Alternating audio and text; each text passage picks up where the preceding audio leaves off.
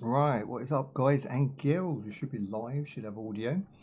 Just make sure the game is running sweet. Cool beans. Everything should be set up from yesterday, so I'm not too worried about messing around with anything. I want to thank the YouTube crew and also the Twitch massive for coming in early. I appreciate you guys. Yeah, I've got some things to show off today. YouTube sent me a package. I've got some parts for the PC. The final parts have arrived, which is the CPU and the just the what do they call them, the SSD. So I've got those, but we'll get into those later. We're going to do not a review, but we're going to do a proper play test today. So I'm going to go through, run through some of the details at the beginning, and then we're going to scroll on and play some game and have some fun, and then we'll sum it up at the end as far as the playtest goes. We won't be scoring it because the game is not released and therefore not worthy of a full review. But we will be checking the whole game out today, anything we missed yesterday, and re-going over some of them points that we made yesterday as well. I want to thank everyone for the support. World of Tanks did very well, which means we'll be bringing World of Tanks, World of Ships, and the World of Planes to the channel at some point over the next couple of months, by all means. But where I can fit those in, I'll do my best. Okay, cool. So bring up Steam page. Now I was accepted for the Steam playtest as well. So a couple of you have received that via being my Steam friends. So anyone I know that might be interested in a game that I received to playtest, and I am getting this from the actual publisher. So the Steam playtest was no good to me. I already have it, right? We're playing it now. So I've sent out the friend request, friend invites to those on Steam that I already know. So if you're not already friends with me on Steam and you fancy being a part of some of these playtests, you can just add me as a friend and get to know me through the channel, and I can send you some of these playtests as well, because like that we've got it about 3 times over 3 different accounts. So I've got a lot of friend things I can send out. So right, let's jump into it.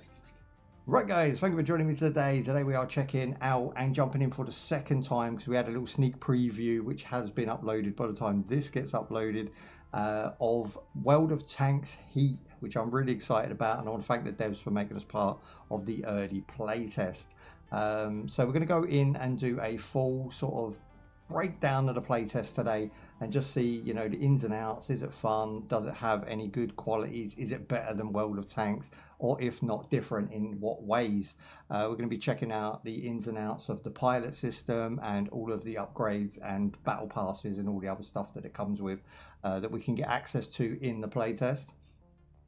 So World of Tanks Heat is the first ever hero-driven tank action game, apparently, so Steam says. Choose your agent, personalize your tank, and combine skills and strategies to dominate the enemy. That's about all they're giving us as a brief overview. It's by Wargaming Group Limited, of course, i.e. anything that has World of in it is probably created by them. So the beta test is available now. You can go check it out on Steam yourself.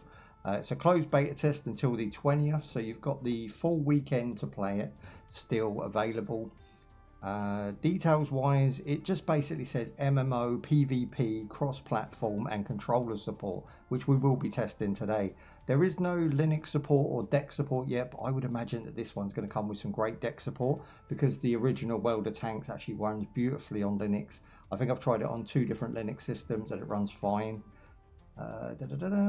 So it's 16 gig RAM. It's a Ryzen 5 5600X or Intel equivalent, and it features DirectX 12 and requires a 5600 series XT or that's weird. Oh, a 2060 with 6 gig is the equivalent to that.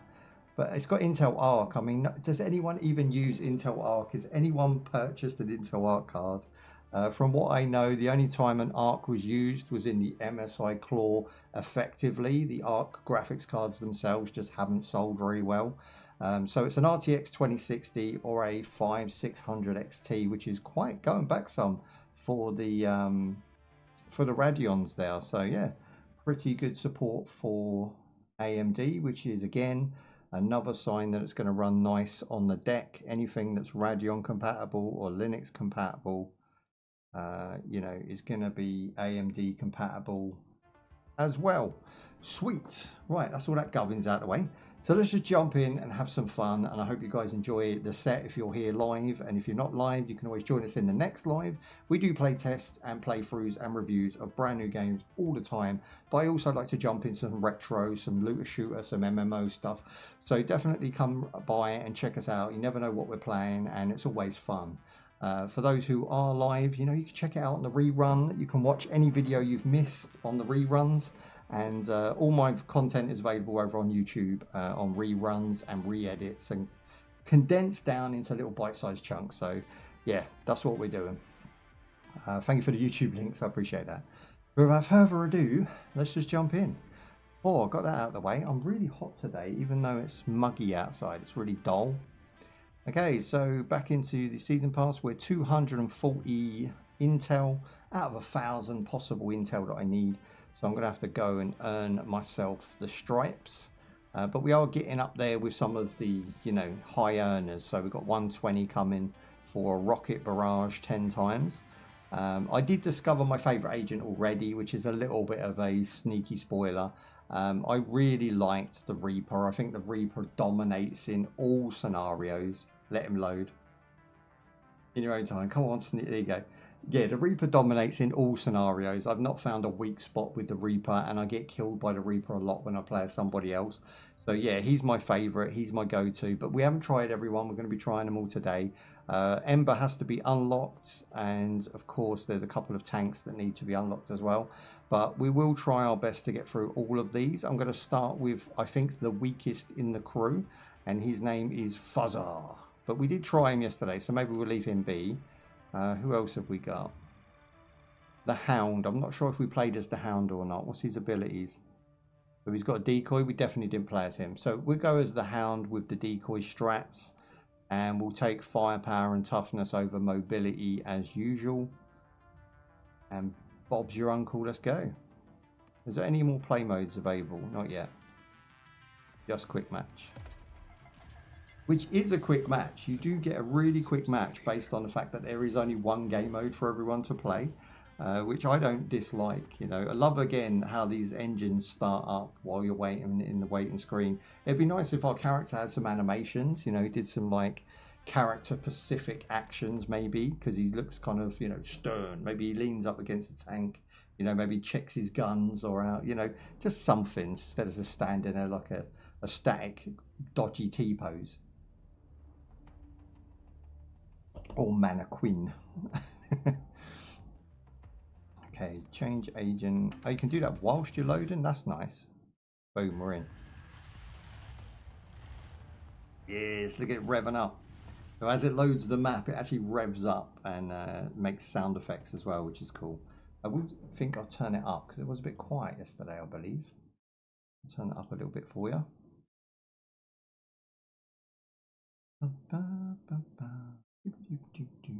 I'm in a chirpy mood today. I'm in a good mood.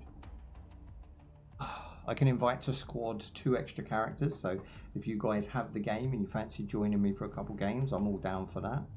The closed beta has got 3 days and 5 hours left to complete an entire battle pass. I won't do it personally. I will just do today's 4-hour set, and as far as we get, that's how far we get. But I will be trying to smash it out.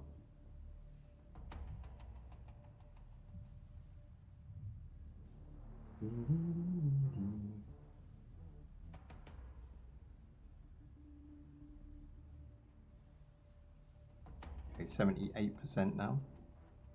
It was revving up, it was ready to go. Maybe we lost that. Let's check what missions we need. So hounds, I like that, the way you can sort it into different different pilots. So UAV drone 10 times. Yeah, so you can like select which agent you want to complete certain tasks with, and which ones relate to that agent. That's quite a nice little feature. There you go, 99, we're in. Oh, first game always takes the longest.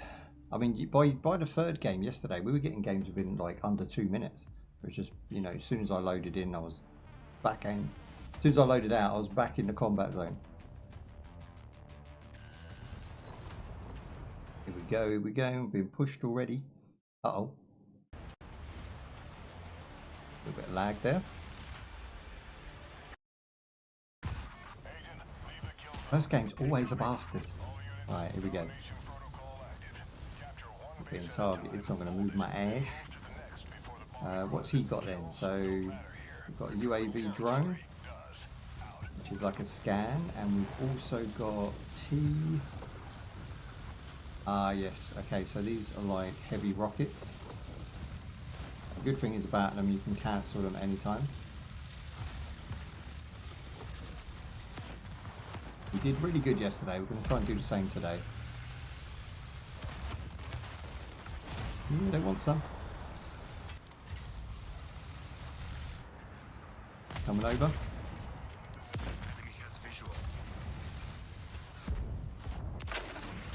I'm stuck. What in the world? My wheel's stuck, bros.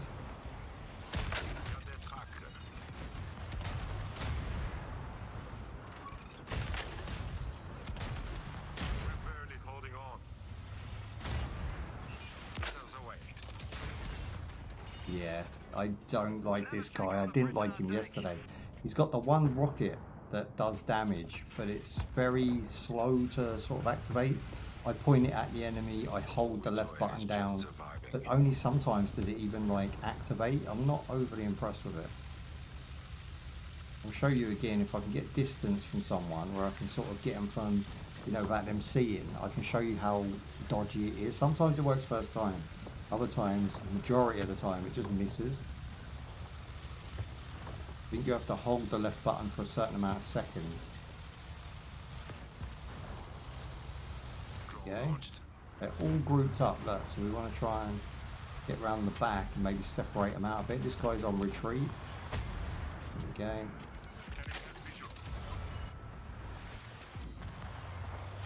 Probably going to get hit with that.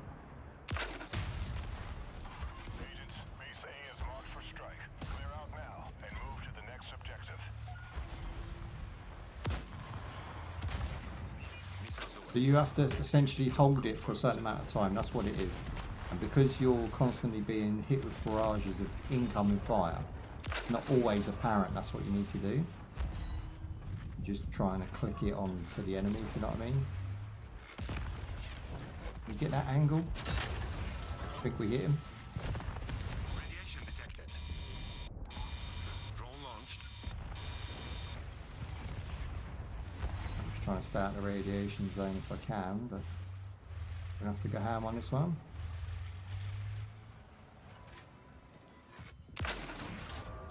I'll get the angle. Critical condition. Right, I'm just gonna have to drive off the edge. Whee! I was not going all the way round in radiation. I was gonna die anyway. We'll replay that one. What did I hit? Water? Yeah. Okay, here we go. War never changes, but Baby style. But then that's because I chose this guy and he's kind of whack. We've got this, which is just a scanner, which kind of sucks. It does have a drone with it, which is alright, I suppose.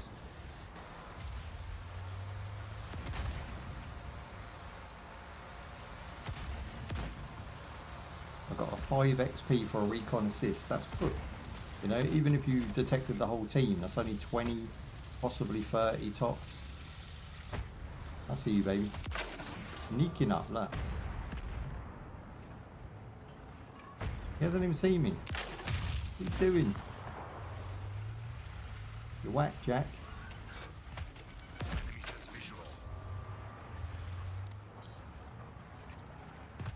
How is that out of range? Like, you see what I mean? It is dodgy. We're right there and it's not saying it's in range. What is it talking about? How are you out of range? Is it because that's there? That's nonsense. drone launched.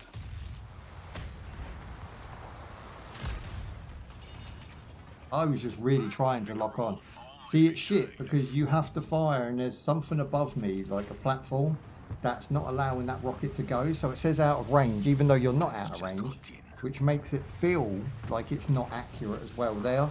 Like you haven't locked on, but it's not. It's just there's something above me where I can't fire that rocket, but it just says out of range. It should say obstruction. And I think that's where I'm getting confused as well. Like if I'm in here and I want to use my special, he's absolutely fucked. He can't. So this is why this guy sucks, because you can only use your special outside. He's only got the one. The other one, this scanner, is absolute nonsense. 20 XP, you know, like I say, not even worth the effort. You've got to go close to the team to detect them within range. He's just a put pilot, and he has put bloody tanks. He's just not for me. He definitely sucks.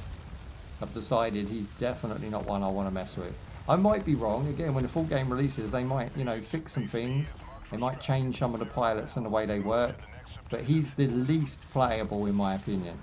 And I haven't even tried Envy yet, because she's locked out the gate. There is definitely some that, I mean, his special's pretty good, I'm not going to lie, this is decent. But again, it has a 50-50, because, you know, you could miss.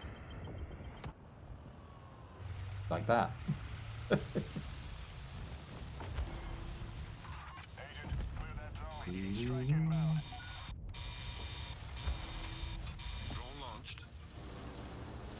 And I'm not like having a dig at him either. I'm not having a dig at this pilot. But I have to say that all of his abilities, they seem to be like sort of developed for each other.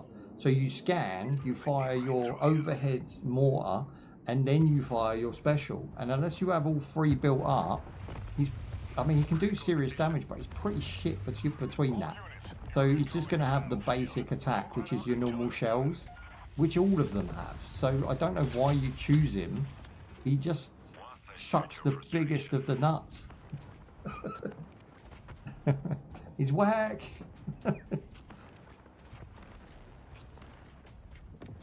But, you know, we've got to give him a second chance, and that's what I've done. And I still don't like him. I was only playing dead. I did go back and play World of Tanks last night, and for a couple games, and I did realise that there is a lot of differences in the way that these games play.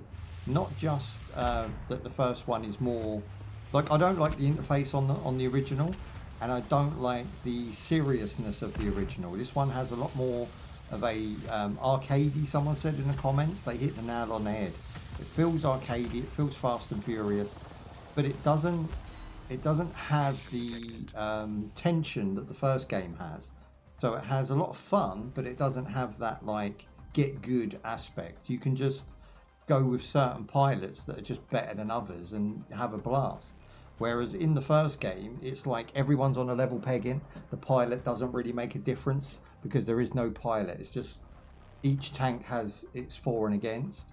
Whereas in this, it's like, because you're adding pilot stats in there, it's like you've got all these buffs and things that you can add in. So it's more complex, but it's also more harsh on new players. So like if you're coming in as a new player, you're going to be way behind everybody else who's already got all them perks laid out. And hopefully the balance into this game is done correctly, because otherwise you're going to struggle. So yeah, this guy definitely Ghost. Trash, bro. Just not for me. And again, Fuzzer as well. Pretty trash. Not great. He has a decent mine and he's got a decent rocket launcher. But again, he just has something about him that sucks in battle. And it's probably the lack of firepower and toughness, to be honest. Chopper we didn't try yesterday, so we'll try him today. What's he got? Okay, we'll go for the average. Look at his mobility. Oh, that mobility sucks. Like literally you are crawling around. He's got a bastion. That's something different. And he has a jammer field to jam the radio. I guess that stops them using their special ability as well though, so he could be cool. Let's have a look. So we'll go with heal, and we'll go with the 20% buff that I like, and then he's also got a perk. This is 160. What have we got? We've got 80, so we're not quite there yet. This looks cool though. So it's a bastion shield. That's going to give us 10 XP plus. That's nice. It seems like it could be a win. Again, it's the upgrades that are making these pilots worth adding into the game. The actual base pilot is no different to just playing welder tanks with a basic tank. But when you level up the pilots, you're getting a lot of buffs and ways that you can play the game different. Do you know what I mean? Depending on your play style, you'll find the pilot that fits your play style, and then you'll level him up to gain the advantage over a lot of these new players, which I find quite interesting because, again, if you're late to the game, you might find that you're left behind. So, or definitely on the grind, right? So maybe get this game as soon as it releases. It's going to be free to play, and grab that season pass in that first month season pass, because I think it's going to help you just catch up real quick with everybody, so you're not left behind as a whole on your account. Yes, all of his. I kind of see like what they're doing. So every pilot has a whole new set to level up, which means there's a whole new game essentially that you're starting when you pick a new pilot. So jumping from pilot to pilot, I'm not necessarily putting all my effort into one, but I am going to today. Like after the first hour of messing around and trying everyone out, making sure we covered all the bases, I'm going to go back in and play my favorite pilot, which is the Reaper. You know, the Reaper's the Don one. Let's have a look what we've got here. Chopper. So my character stat is level 8, so my user account is level 8.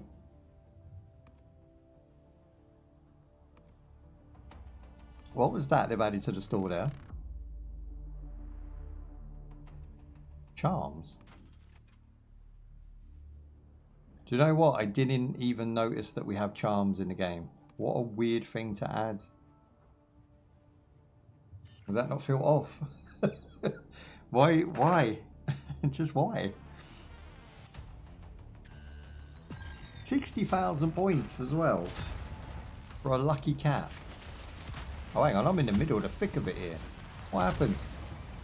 I got robbed. So we can take this guy down before we go. And down. Coming up behind me, bros. Why would you spawn in the middle of butt fuckery? What are they doing today? Game's gone to arse. You can't spawn someone in the middle of a full enemy team. I didn't know it was going to turn into a rank. I feel it coming on. Right, this is better. At least we stand a chance from here. Map wise, so it's only A, so it's all of you all taking 1 point, which is a new game mode for me. I've not tried this one before. Boom, in your face, big disgrace with a 130 XP, baby. That's right, get the mojo back. I do want to test my specials before I roll up in there. Ah, okay, so we can put down a garrison. So the upgrade is to reinforce that garrison. You want some? Right, bro. Put the jammer on so he can't use his moves.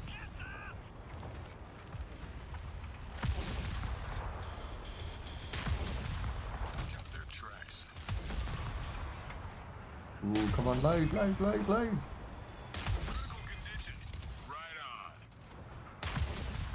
really trying. He had a quarter. 1v1, he beat me. Which again is weird because we have like half decent toughness. And I know that he, as in Rakita, which is a shit name by the way, for a white guy with a beard. I've never heard of a white guy with a beard called Rakita. I don't know what country he's supposed to be from. He could be Russian, but he sounds American. But yeah, his armor sucks anyway, so we both had bad toughness. I don't know how I was beaten. I was jamming their specials twice. I won't be targeted again.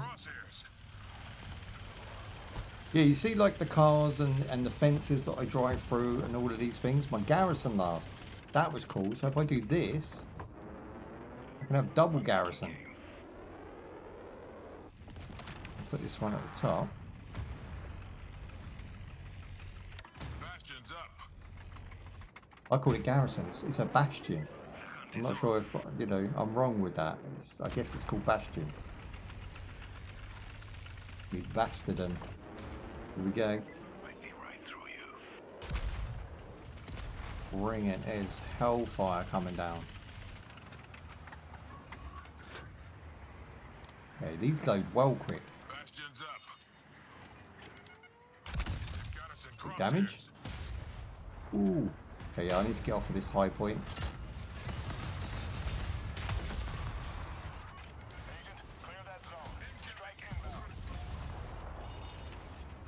Damn. I'm not sure. I think he's so slow in mobility, i.e. turning the cannon, that he's actually disabled.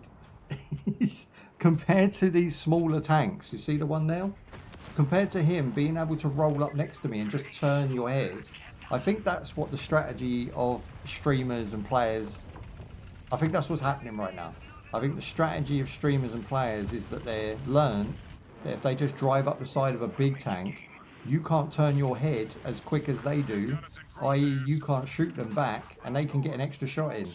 And I think that's why we lost that, because we were all using big tanks and they were using little nimble mobility tanks. So my previous comment of the mobility sucks might actually be wrong if you're going to use that strategy. Now that don't work against somebody with flame or oil that they can spill out from behind, because you could just hit them with that, and while they're trying to be cocky, they're getting burn damage or they're slipping all over the place, not being able to shoot you. So I don't know. It's a funny one.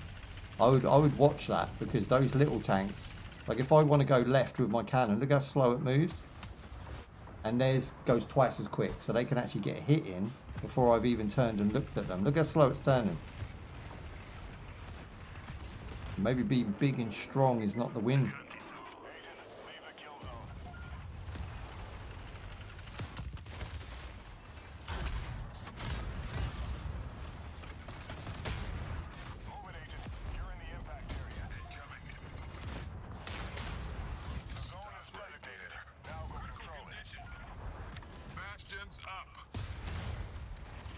Jeez, I think the bastion's useless. Your tank is too big, and therefore your bastion's too low. So when you put the bastion down, they're just hitting you in the head anyway. You know, I don't know what they call it, the hull. So you're getting hit in the tank's hull rather than the bottom. It only protects the wheels. It's not very good. Again, just I'm not having good luck with these other pilots. I think Reaper is the only one I actually really gel with. Everybody else has so much suckage in their profile that I don't even know why they're bothered. It's like they took Rainbow Six and said, let's borrow a load of shit from that and put it into tanks. But it doesn't work because they're not mobile pilot. You know, you're not mobile SWAT. You're a big heavy machine. So when you start using those abilities from Rainbow Six, it just doesn't work. Like, some of these abilities are so shit, they just wonder who made that choice in the boardroom. Do you know what I mean? There's a lot of changes I think that need to be made to this game to make the pilots even worth playing. The tanks are fine, you know, the tank combat's okay once the basic moves, you know, while you're all on the level. But it's the stupidness of the pilot abilities that are letting this game down, and that's its strength. That's its selling point. Like, I can shoot over the top, but so can they. So it's pointless having this wall here. Maybe it tricks their first shot. That's about it. Every other shot's getting through, you know what I mean?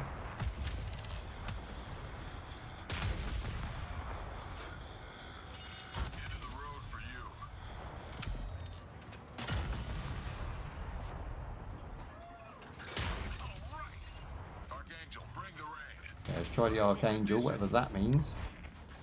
Whoa! Rocket barrage.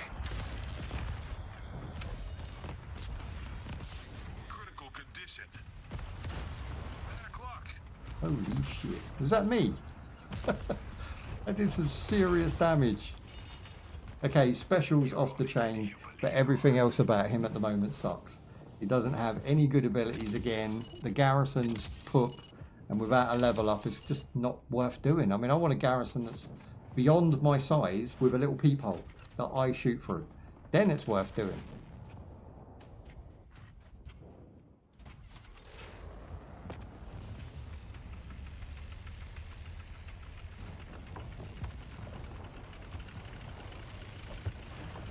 Saying that, we're only 62 to 52, so we're about 10% advantage over the other team, so we'll try and take B and push that forward.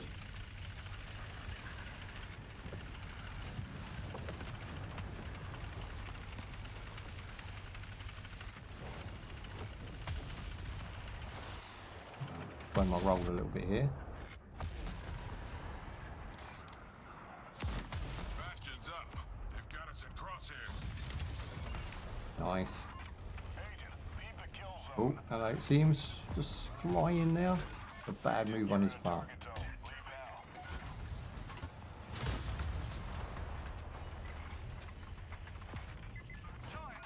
Overtime. Push into the zone now. That's it, he's done. Close this out. They've got us in crosshairs.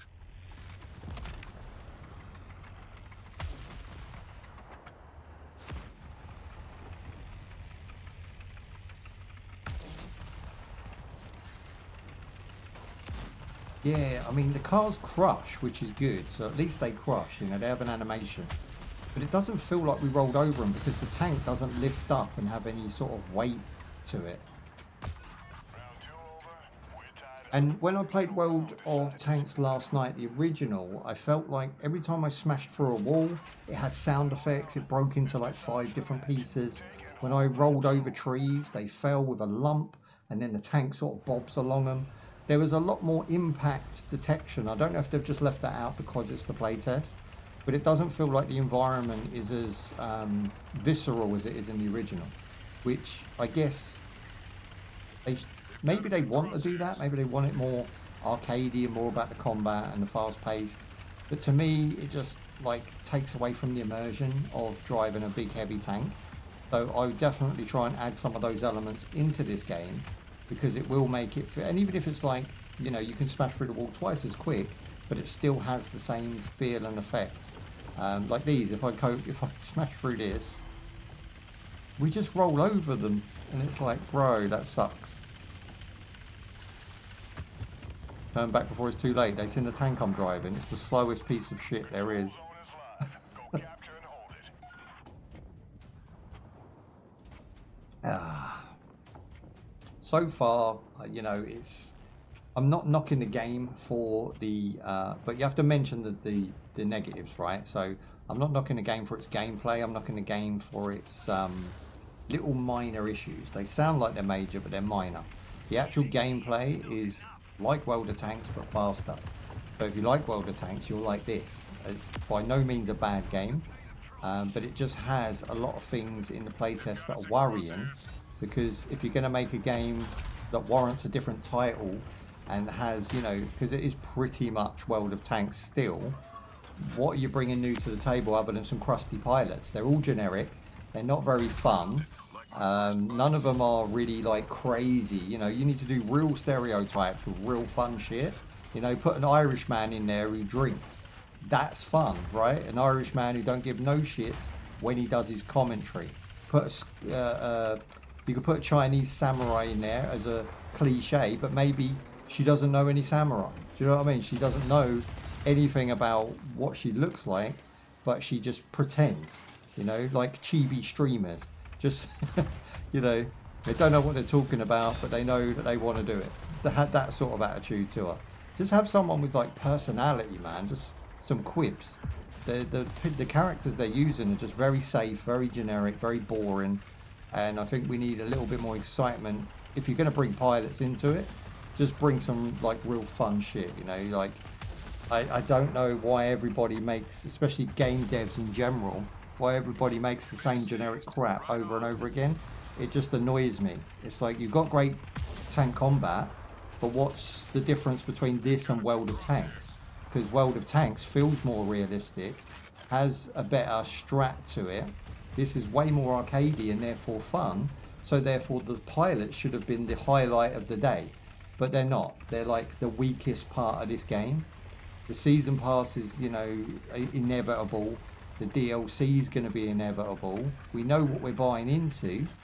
The grind is real. But it just doesn't have enough for me to say that I'd rather play this over World of Tank. I think they're very equal. And therein lies its massive problem, is what is the point in its existence if World of Tanks is just the same?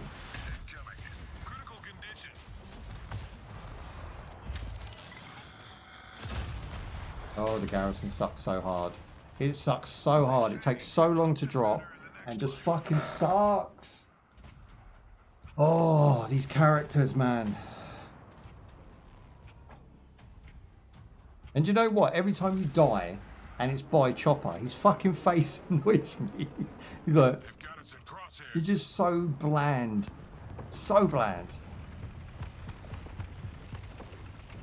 The amount of like cool ethnic rappers we've had over the last 30 years and you come up with Chopper as a design. Do you know what I mean? You could have like had a DMX infused with like, I don't know, any other fucking rapper that's been big over the last 30 years. And you've got this twat. Oh, muscle bound twat. No, the agents sucked, but the fun of the game is about free now because the agent sucked. That's 2 out of the possible 4 I'm yet to try, and I hate them. I hate them. I've just moaned for 20 minutes. I hate them. Right. I wouldn't even waste my 160 on upgrading him to see if he gets good. That's, again, the attention span of a gamer is quite low, especially nowadays when you've got so much competition. So they're expecting the attention span of people to like level all of these characters up and figure out all the ins and outs of it. No one's doing that. No one's doing that. They're finding their favorite and they're just leveling that dude up. And then when they get bored that that dude's maxed out, they'll probably try another dude and think, oh, I can't be bothered to do another 50 hours of leveling up or whatever it's going to take you. They just fuck the game off. And this is where the game needs to keep that enthusiasm and keep that excitement. And with these characters, they're going to fail because these characters suck. The only one, again, I have to alliterate, is probably Reaper, because you don't really see a native Indian who just reminds me of like every famous native Indian in any movie I've ever watched, right? One Flew Over the Cuckoo's Nest. Oh, what was that cowboy film? There's a famous cowboy film. I can't think what it's called now. That's going to bug me. Hang on, I'm going to have to Google it because I need to get my facts right. Cowboy Indian movies. Native Indians fighting cowboys. I know it's going to come up pretty quick. List of cowboy films versus Indians. These are top 100. There's 100 cowboy versus Indians. That's mad.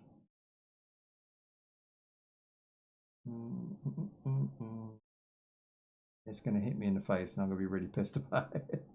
What is it called again? Oh, I know what it is. I know what it is. Okay, I couldn't find it. And I went through 10. Last of the Mohicans. Last of the Mohicans was a classic movie that this guy reminds me of. And he's been in a bunch of other movies, right? So I like him as a character design. Even this chief. You know, he's an annoying character. Let him load in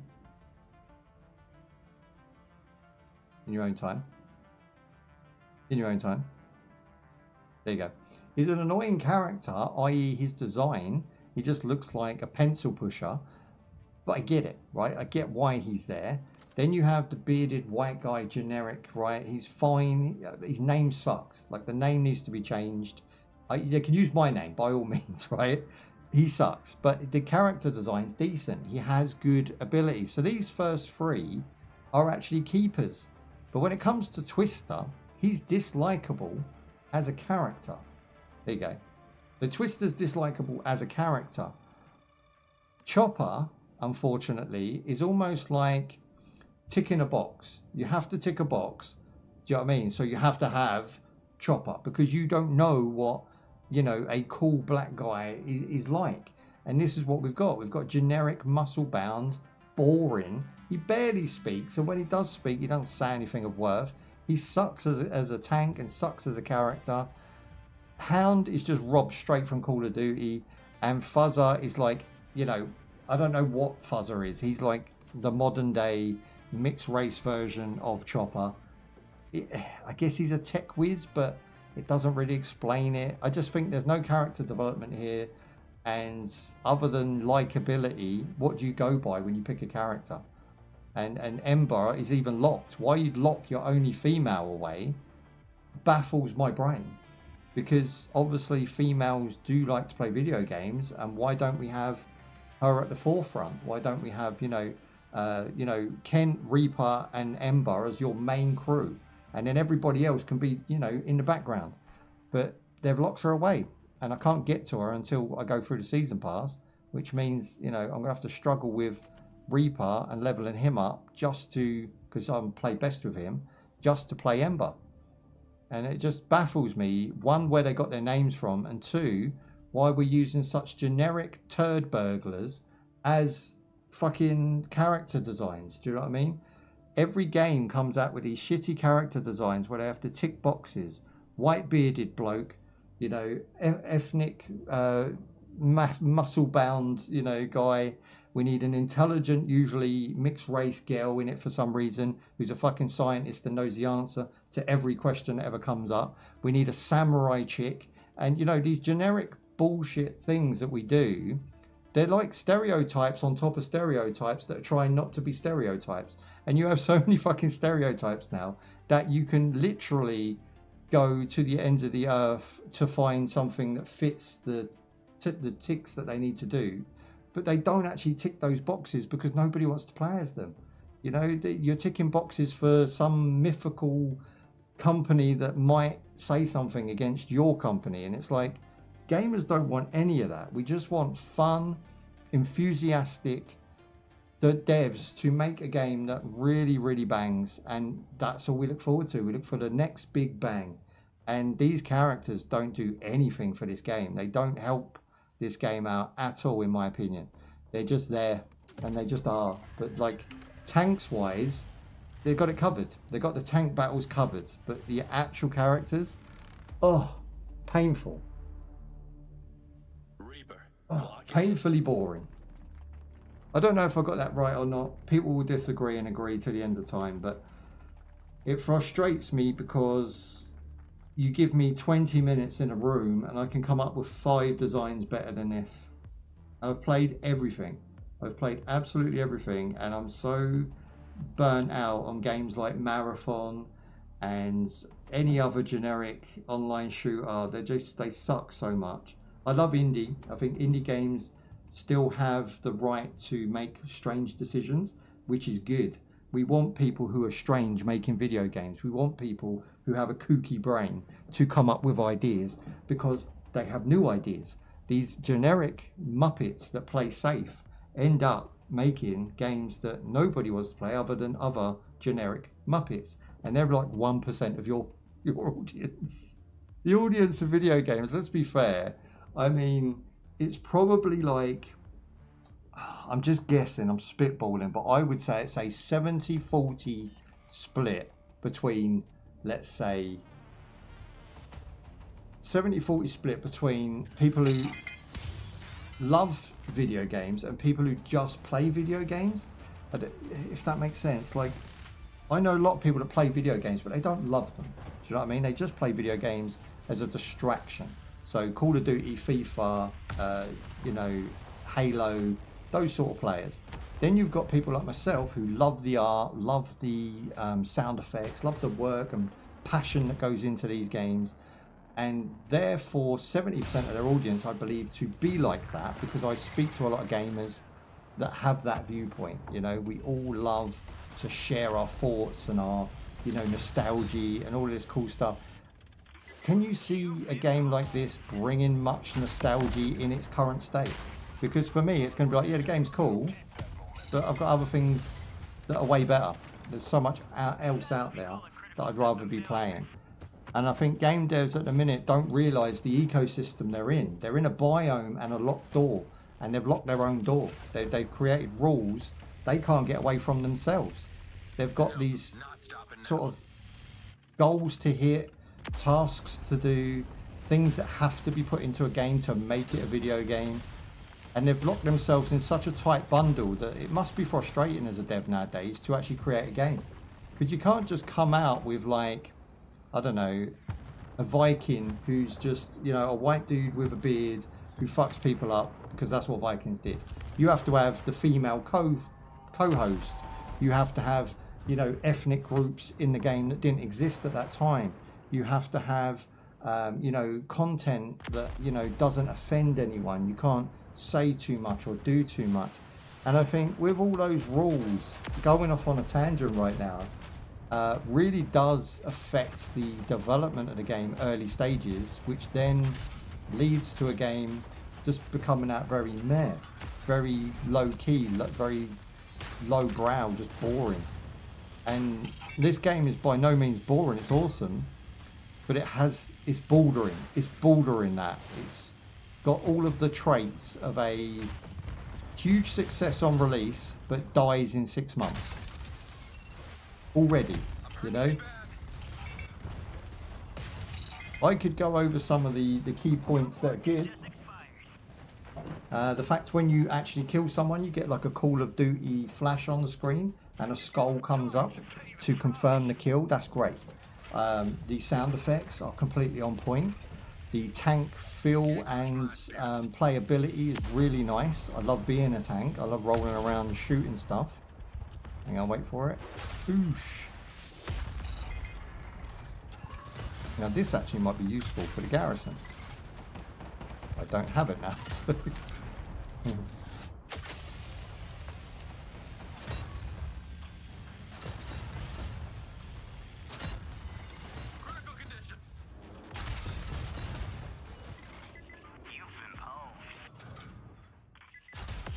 There you go, there's the kill.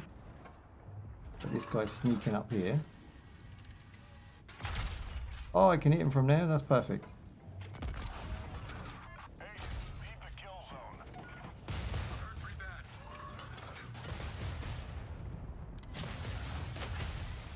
Yeah, I was going to get done. I was hiding in the bush. Agents, Base C is marked for strike. Clear out now and move to the next objective. How's the game so far? Yeah, really fun. Again, really fun. I have to say, they've done a good job. I just don't think it's enough to stop World of Tanks being World of Tanks. I don't think it's going to replace World of Tanks in any way, and I don't even think it... They made the same mistake with Steel... Oh, what was that game called? Steel something. You guys know it.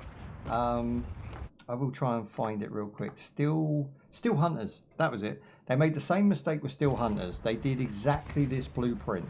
So they had really cool mechs that felt like mechs. They were great. They were the next best thing to Titanfall I've ever seen in my life.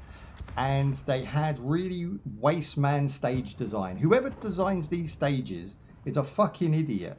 The ones who play it, who design these stages, when you play it, you feel it's lacking. It's missing bits. It feels redundant. Everything you run over feels cardboard. It doesn't feel like it has any weight to it. When you push through stuff, like breaking buildings, for instance, in Steel Hunters, was just like nothing. It was just you could run through buildings. I'll demonstrate now. You can run through buildings. Nothing really has any weight. Wrong.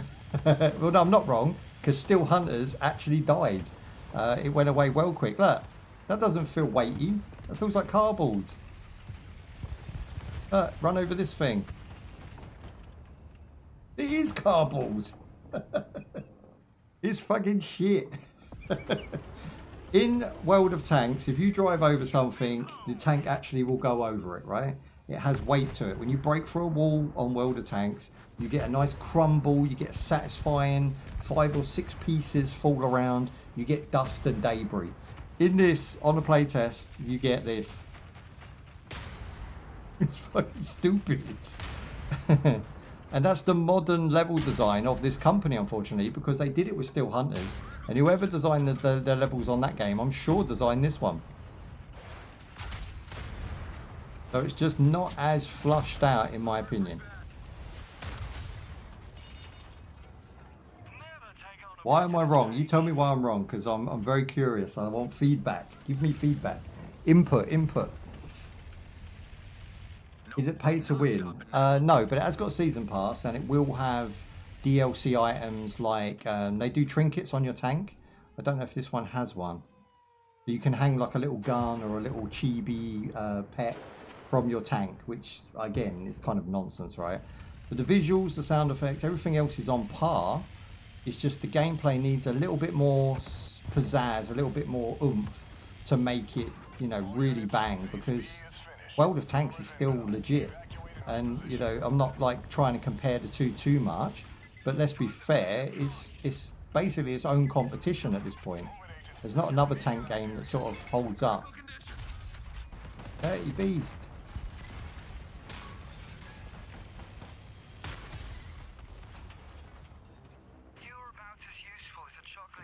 Have you tried the game then, guys? Do you have the playtest? I could have sent you a playtest kiosk if you hit me up a little bit sooner. I sent a couple out already. They gave me like 2 or 3 to send out. Can't keep this dog down. How the devil are you, my friend? Been a while. Agents, you're dominating the field. Keep taking bases, keep the pressure up. Right, we are winning, no thanks to me. So let me get my shit together and start concentrating. Whee, round we go.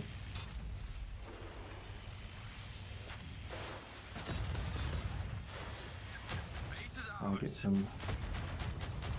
Oh, there they are.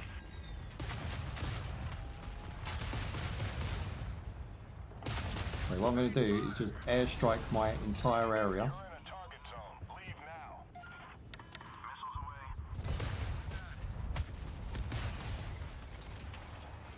You get him?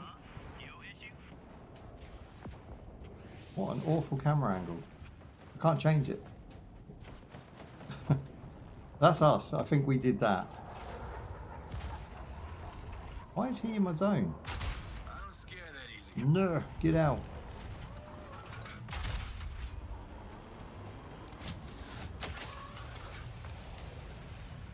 I got my boost on and catch him up.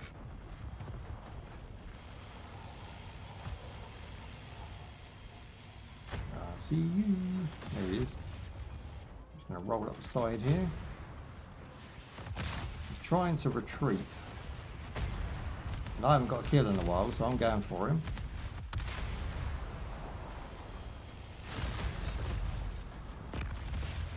Yes, good.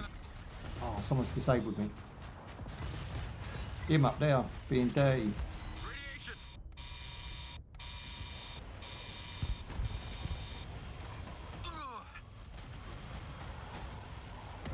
I've used my emergency health. Critical condition. Getting back in the zone. Oh, he got away. But yeah, Reaper's awesome. He's my favourite. I'm going to just stick with Reaper. Because every other character in the game, like I say, generic, boring. Again, I need to play as her. She's the only one that's locked and the only one I actually give a shit about now.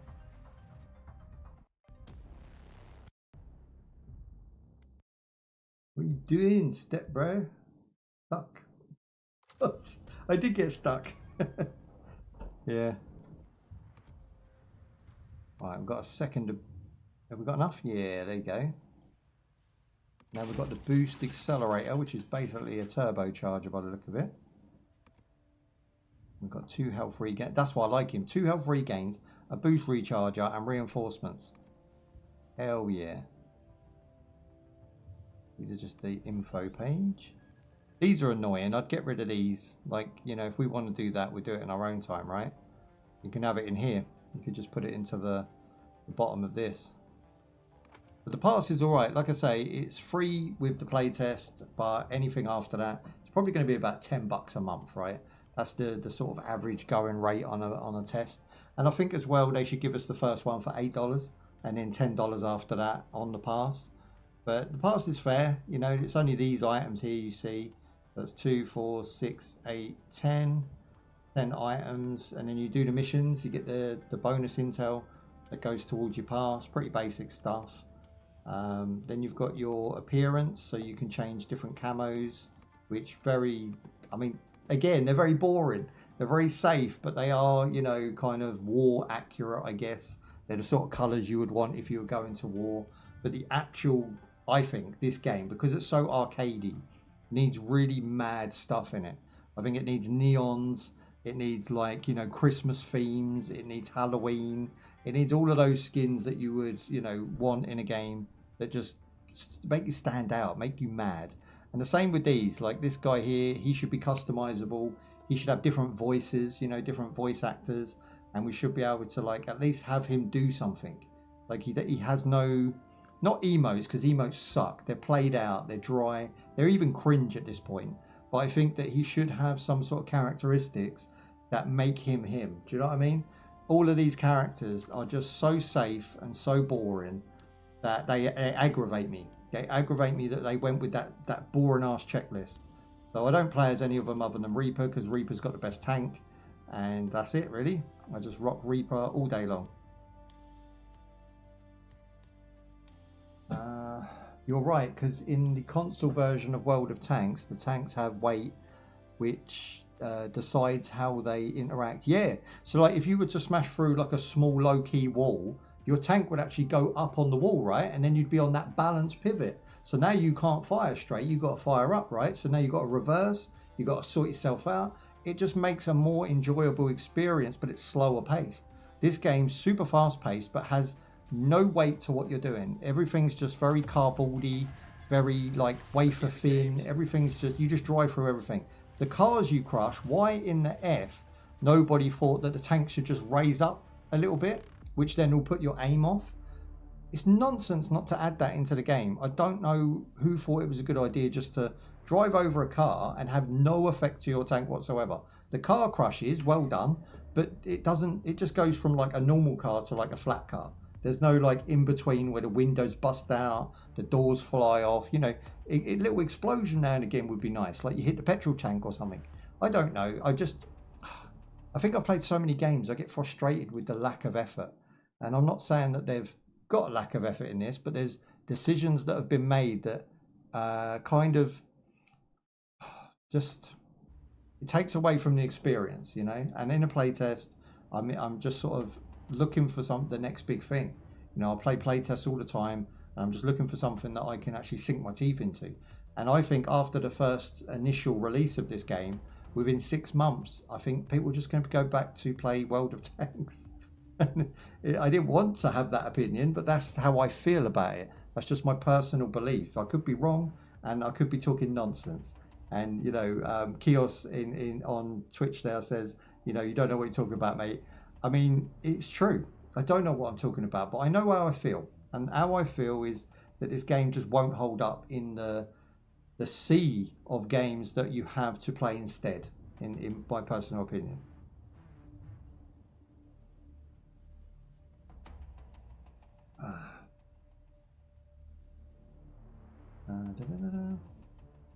You can feel the force of knockback before knocking down. Yeah, exactly, as well. This game does have impactful combat. Like, again, it has good fours, and also the negatives are sort of outweighed by the fours.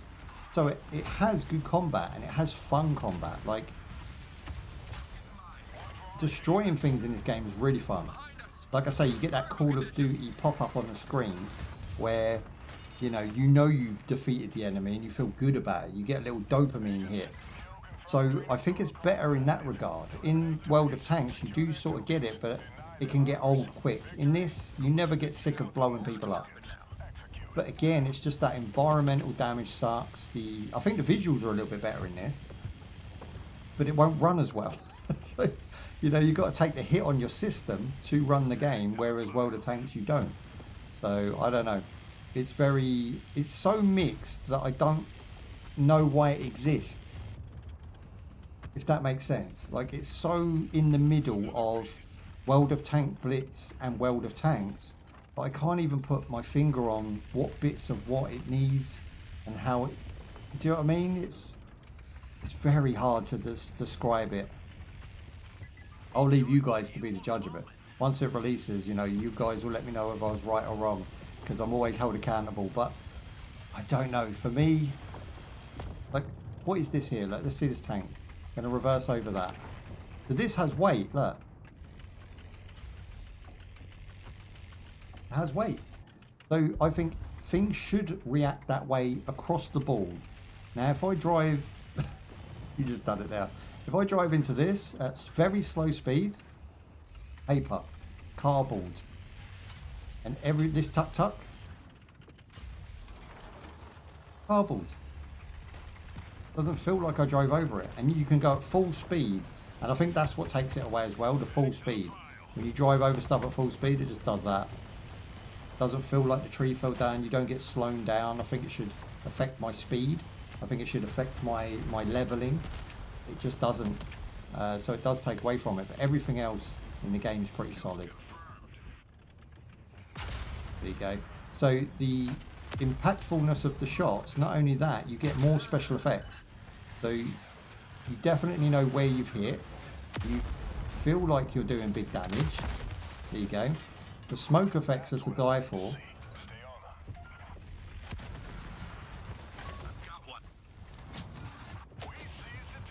Okay, now I'm going to use that to push forward. Oh, okay, go with F. There's the other guy there.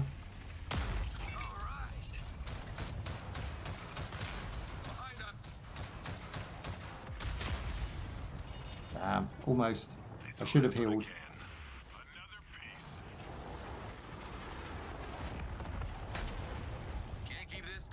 I like this edition where you've got the back end has a heat signature, like a ripple where it's hot. The tracks as well, the tracks actually move to the terrain. So I pointed this out yesterday that although you just run over everything like it's paper, I haven't even got to look. Look, that was a metal fence. But if I do find something, there you go, there's the concrete freeze blocks. They are hilarious. Someone shot me, I was trying to find out where they were. Ooh, dead again. Oh, I see you, I see you. Back that up. We're done and done. The sun getting up a heel out, 5 seconds. There we go. He's gonna come for us. Critical condition. We're making game. He'll never hit me at that speed. Oh, 2v1. Damn it. Oh. Yeah, I need to get concentrated. I need some points. Just keep coming back. We are winning by massive amounts, 14-7.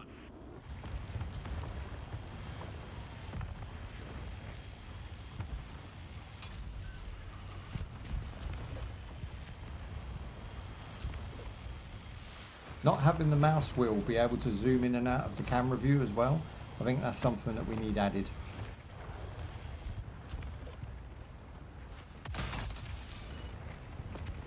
Turn.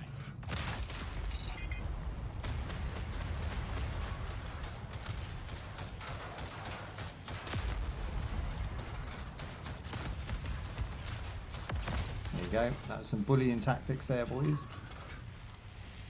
I knew I had 2 health regains, so I pushed.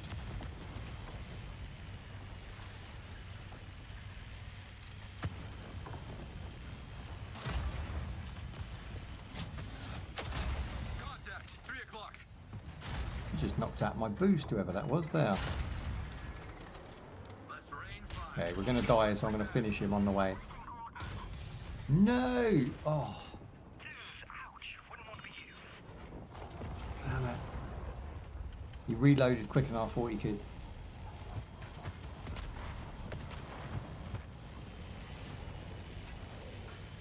One more.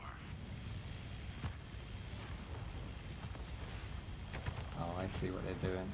Okay, we need to go up and behind them.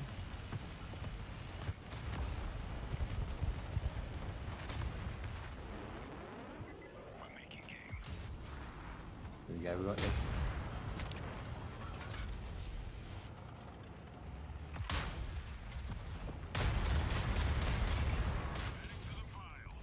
What in the... These moments will also be Hound came with the multiple.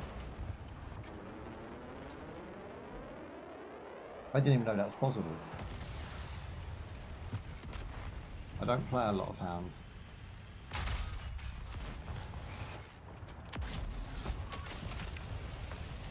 Boosting in. I've got one. We hit him through the car. Don't want to take the risk.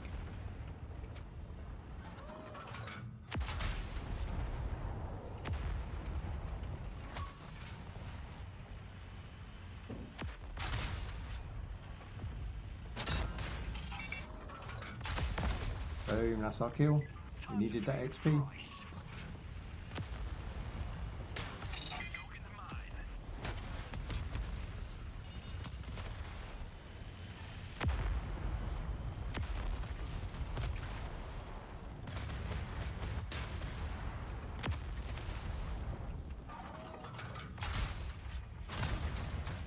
Oi, oi, oi. This is a cool mode as well. This is the second different game mode I played today, which weren't available yesterday for whatever reason. I just kept getting the same games. This is actually fun because you're collecting things on the down soldiers. So we drop loot and then they collect them, they get buffs.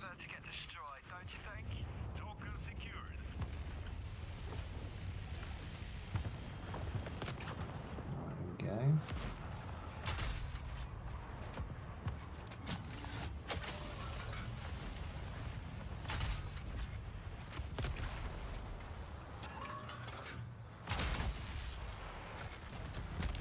That was huge damage from an airstrike.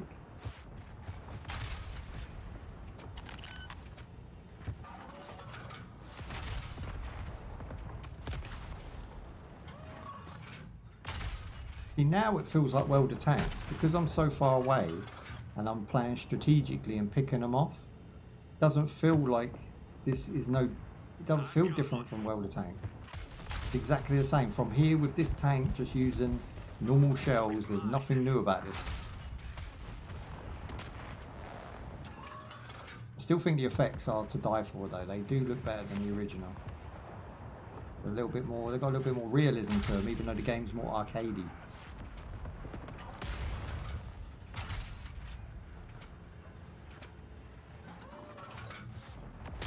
Yeah, someone's got hold of my target now. I'm gonna get out of here. Run!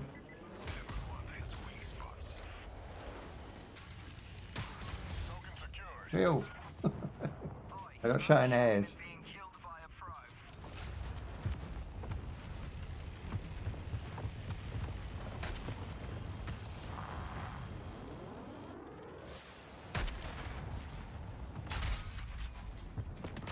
We'll go for this one, so I've got a target on the one on the left.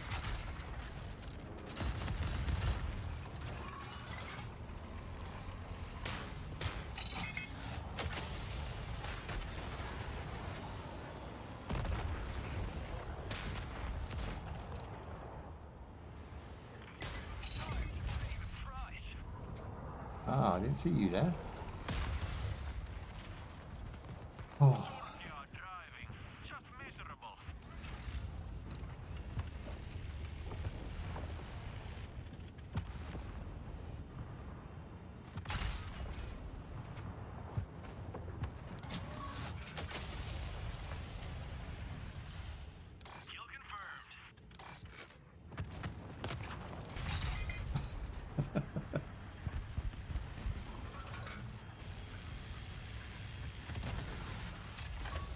That's a win. We got the win. We've got the final one. 25 to 21. Tokens are mine.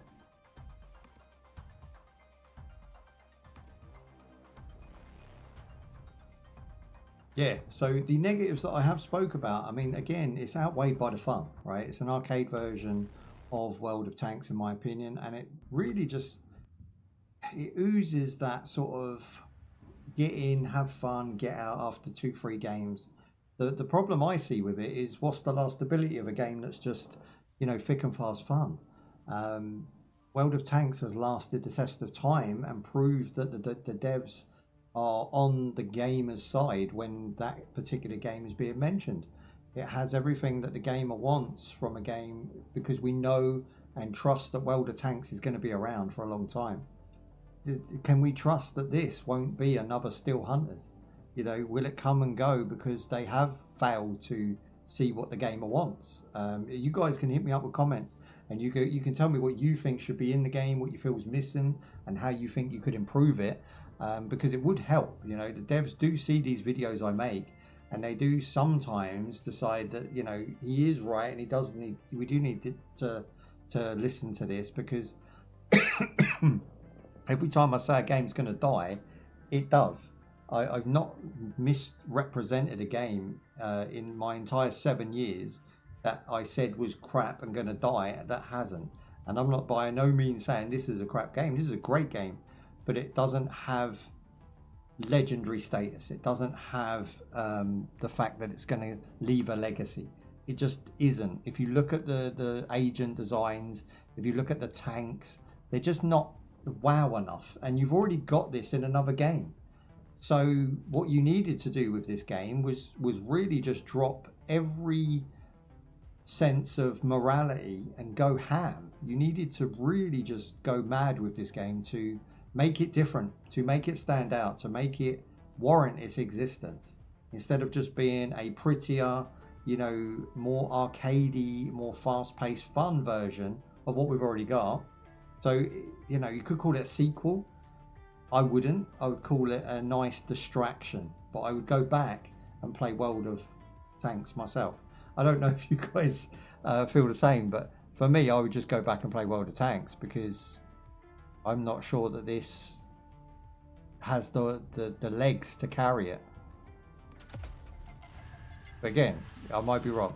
I'm not saying I've never been wrong. I'm just saying in 7 years, I've played a lot of games that I thought would disappear and have disappeared, because I already get that feeling in my gut. I know what a gamer wants, because I am through and through a gamer.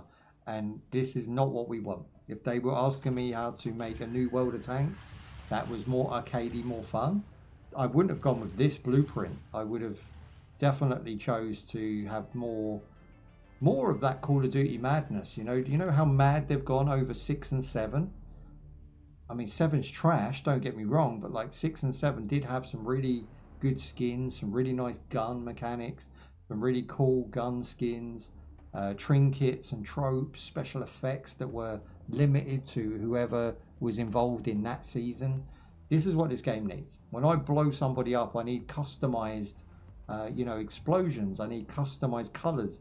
Like a Union Jack comes up in the smoke. Do you know what I mean? Something that just again oozes that madness. You know, if I'm playing in Japan and I destroy someone, I want the Japanese flag displayed in the smoke. I want red and white colors of my smoke.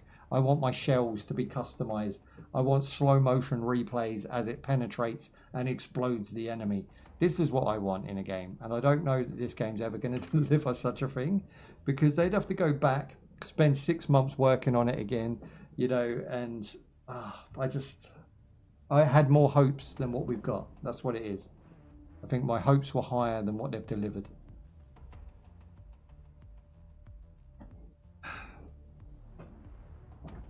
Oh, I need to raise my chair up. Ah, there we go. Not that high. Crushing everything does kill the need for obstructions. Exactly, yeah, you're completely right there. It does kind of take the point of having something in the way. Again, Still Hunters made the same mistake. It was giving us a load of stuff that was cool to destroy. You know, running through a building was an awesome idea, but it just felt like paper and cardboard, and there was no real impact. You know, when you run into a building, you kind of halted and then just run through it. What I wanted to see was when I run through it, I want to be slow to about half a pace until I leave that building. Once I come out the other side, I want a little speed boost. You know what I mean? So I felt like I run through it. Just very simple things that you think from predominantly Japanese development team would know in their brain that this is, you know, this don't feel right, this don't look right. But they've done it there, and they're making that same mistake again, which worries me, because they're either lazy, they're playing it too safe, or they don't have the skill. 3 things that just worry me. intently about the future of this game. But the rest of, like I say, the rest of the things, you can see where the love and attention has gone, and they have made good choices. It's definitely, it feels like a sequel, but it doesn't feel any different. You know, it doesn't feel enough. It's not impactful enough to make a difference.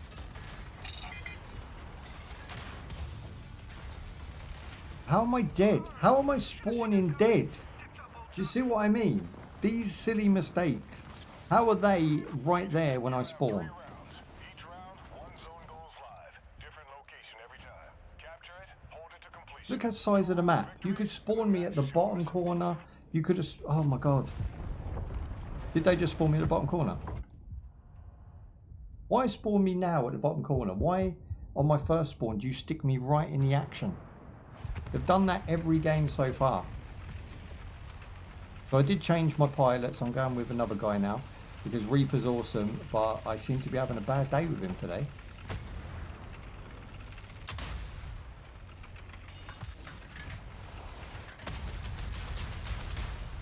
I think it might have been this guy that we liked. I don't think it was Reaper. This is all bringing back some awfully familiar memories. What's his F ability? Okay, we've switched. See what that means.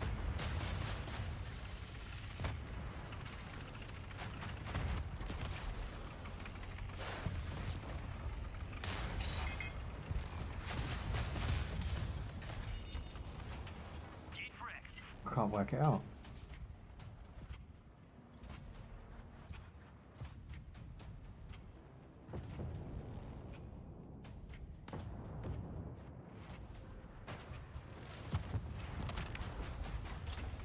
F. I'll fire this off, see what it does.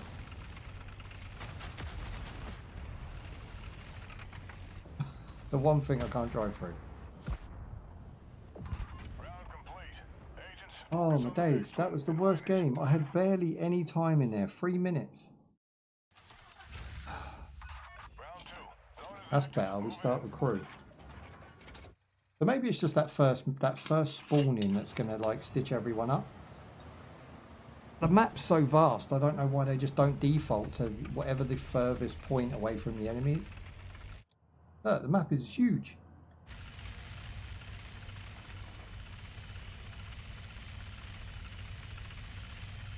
I don't know what I've been told. Does anyone else think that the back of this cannon looks like boobs as well? It might just be me. I might just be a deprived human being, but to me that does look like cleavage. Wet t-shirt contest style. Whoa, let's roll back.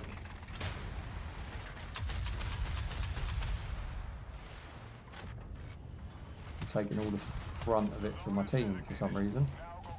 They do? Okay, it's not just me then.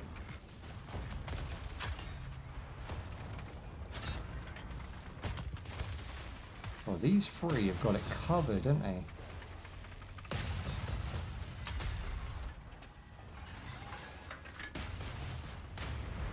Everybody hates me, so I'm gonna move. Oh shit. Quarter life bar. It was funny because who was it who said the comment now? Is it Ward? Edward Sawford. Edward Sawford said, is it pay to win? I don't think that any of the tank games or the World of games, you know, World Ships, they're very grindy, but none of them are pay to win. You can go up, I had great time going up with World of Ships and actually, or World of Warships, and actually having quite a competitive play with some of the higher boys, you know. I knew some of the crew in there and they had really, you know, one of them was using the Dreadnought and I was able to take good chunks of health off him with a base ship. So I don't think this is going to be pay to win at all. If they follow that model, which, you know, they have done through every other game they've got. I can't speak for Blitz because I never played it. Oosh. I do know that World of Ships Blitz did have a playtest that I was part of for a PC version. Again, I couldn't work out why. It's a little bit of a faster paced version of World of Ships. I just would integrate the two. I would just put the two games together, have one download, and then you can pick what one you want. I would do the same with this. I don't think this warrants its own existence. It could just be in World of Tanks, and if you don't want to play World of Tanks today, you could just select, I'll play World of Tanks Pilots or whatever, or Heat, and yeah, I'll just do that. World of Tanks definitely pay to win. Paid tanks perform better than the tanks you grind. This coming from a lot of time spent with the game. However, the game, I don't think, is pay to win, but we don't know much about the monetization yet. Do you believe that, or you know, so you say that World of Tanks is paid? I mean, possibly. I wouldn't say it is, because then I've always been on the fence about pay to win. I'm on the fence about season passes. I actually quite like season passes. I think they add more to a game you already like. So if you enjoyed the game, once you get to the end and you've seen everything, you still need some reason to play. And I think season passes give you a reward for playing. So I don't mind that at cost to me. But pay to win, I feel a bit scummy about. I feel like it's got a bit of a scummy taste that I can't seem to shake. I always feel pay to win is bad for the gamer, bad for the consumer. Again, I don't know how to justify pay to win. You can't, you know. It's, if you're putting walls in front of people, I mean, a boat or a ship or a tank or a character that moves better because you paid for it, is that bad? Is that really that bad? Because look at the prices of these things. You're talking like $5 to $10 in most cases, and that's obviously, you know, not looking at Diablo's nonsense. I don't think it's a big deal. I don't personally. I don't think a $10 tank would, you know, if I played the game, I've grinded as far as I can get, and there's a better tank for $10, and I've put very little money into the game, maybe 1 or 2 season passes, but I'm now level 50 or 100, I've prestiged, maybe I'll just give them another tenner for that tank. Do you know what I mean? Like, to me, I'm not that bothered. I don't know if anybody else feels that way, but I just feel like if I get to end game and there is a better tank and it does keep destroying me, then I'll just buy that tank at $10 because it's $10. It's not the world of money for a game that's given me hours and hours and hours of enjoyment. And again, that's what worries me about this game. Does it have hours and hours of enjoyment? I think the playtest for 4 days was too long. I think this game, after 2 days, you've seen everything, you've done everything, and unless you want to grind this particular battle pass, I don't really think 4 days was needed for most people to check it out, test it, see what they thought. You know, I'm still looking forward to the release. I'm definitely looking forward to getting in there and playing it for a month solid. But after a month, I don't know what it's going to have to offer unless they really wow us with content. Again, it's got to be mad. It's got to be off the wall. It's got to be, for me personally, it has to be mental. You have to come out with everything you can't do in World of Tanks. You've got to do in this.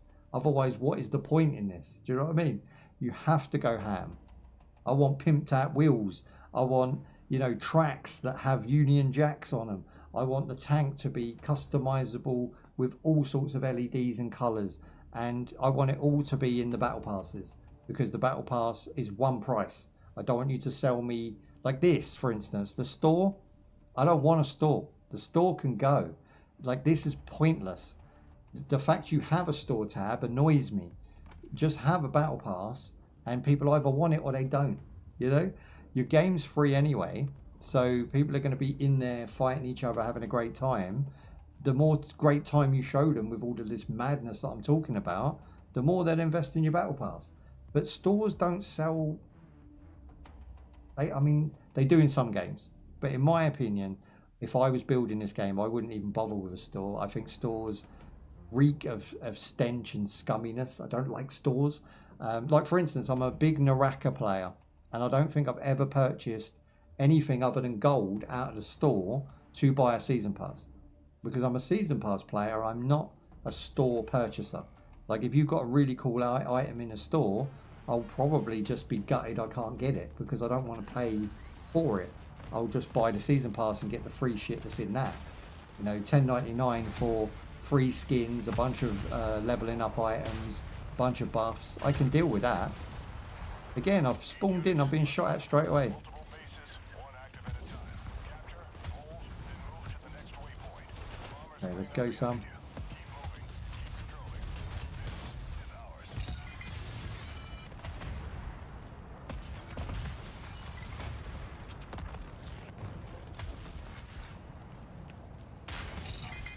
Yeah, I was always going to die there. I was kind of stuck. What's up, Korean? How are you doing, my friend? Welcome, welcome. Have you seen the pricing of World of Tanks? The highest premium tank is €40, so the price of a full price game. See, again, that don't fly with me. I don't like that. But no, I haven't. I never rarely go into the stores. Even though I've got the game installed, even though I play the game, I won't go into the in-game store, just based on the fact that I don't encourage it and I don't stand behind it. I'm never gonna, like, I think that games have to make money, hence the season pass, but I don't think that free-to-play games warrant some of their price tags, as you just mentioned, and I think it encourages them to put the price up and make more ridiculous choices. You know, color changes, for instance, at $10 a piece. They can F off with that nonsense. And there's games that have tried that time and time again, and all of the gamers check out. You know, we don't just as a whole say this game's rubbish, I'm not playing it anymore, but what we do is just not buy anything, and then the game goes bust, and then we're gutted because our favorite game disappeared because nobody purchased the gubbins they wanted us to purchase. That's how they get you. Yeah, that is what they say. That's how they get you. I think mobile games are the most egregious at doing such a thing. But I feel like these devs want to be a mobile game. I think they want to, you know, corner that market for the PC gamer. They want to make millions off of their small creation. And I don't think that's how they should look at it. Shareholders want money. Managers want bigger paychecks, you know, Christmas bonuses. But the truth of the matter, most of the people playing games are not hard-working people. They have a lot of time to play video games because they work part-time, they have a home business, they do entrepreneurship, and the small fat cats that will buy everything is very small percentage. Like maybe the fat cats from World of Tanks go to World of Tanks Blitz or go to Heat and still spend some of that money, but I doubt it. You know, if you're going to spend money on a game, you're going to spend a lot of money. You're probably going to love that one game. You're not going to go bouncing around other games. And there's only so many 1%ers in the world that they can scoop up. So making prices reasonable and making the items value for money would be where I would start. You know, really awesome stuff, really cool shit for like $5. You know, season passes for like $8. These is where you want to start. And then once you rope people in and they start investing money, they're less likely to leave. It's like that whole gambling philosophy of giving £10 free credit for your first purchase. That's never worked on me, but it does work on other people, you know. They spend $10, have free money, and then they think, oh, I won $2. So now I'm going to spend $20 of my own money. They didn't give you $10, they just gave you a free couple goes. They gave you $2 and then you gave them $20. So the house would always win with plonkers. Just don't be a plonker. This is simple. The moral of the story is don't be a plonker. I mean, the stores are good for selling cosmetics, but they need to somehow make the game profitable. That's what I mean. I'm all for profit. I'm just not for squeezing every inch of juice out of consumers' pockets, because, you know, people, they don't realize it as well that 90% of their player base is not only not working as hard as the worker bees, they have time to play your game, which means you have a player base. Having a player base is way more valuable than actually having a lot of money, if that makes sense. So if you make a game, if you make a full price game at 40 quid, and it's a long lasting game with a lot of updates and a lot of content. Hang on, let me just airstrike these fools. Finished. Bombers inbound. Evacuate and reposition. Where's my airstrike gone? Leave the area that's getting bombed. It just activated by itself. I pressed R and it's activating on me. That can't be right. It's never done that before.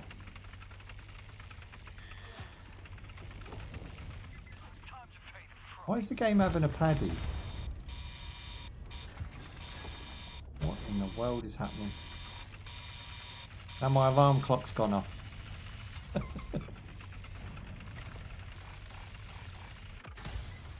I've just blowed up for no reason.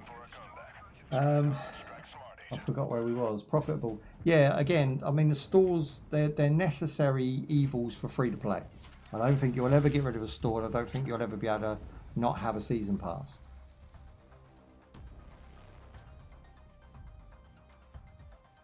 And I think it's just a personal preference, but I agree with season passes, but I disagree with stores. I don't like stores just in general. I've never really liked DLC. Again, I was born in an era where you bought a game and everything was on the cart or on the disc. You know, you didn't have constant updates. You didn't need to be connected to the internet 24/7. And live service games, they are starting to become public opinion. I don't know if you guys are familiar with the term.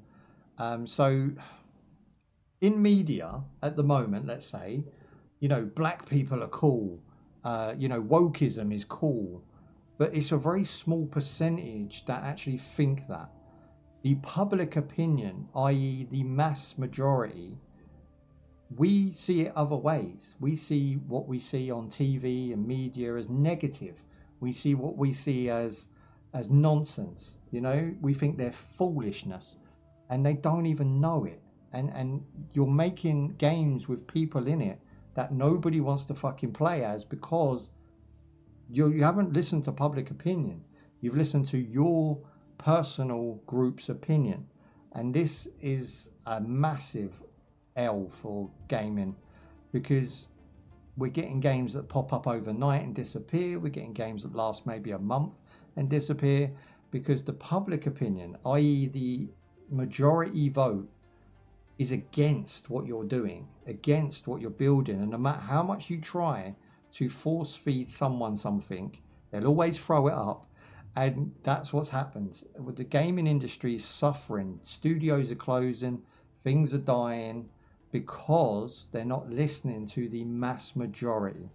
And you can see this in many instances where they've tried to reverse it a bit so they can see what the numbers are. And the numbers always increase.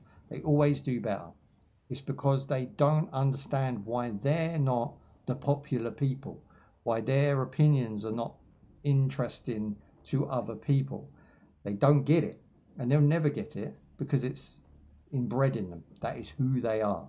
And those people now, unfortunately, because of political correctness and society and check boxes and government legislations, are now in places of power and positions they shouldn't really be in, that pull strings that make your content, your media and your entertainment for the next 20 years.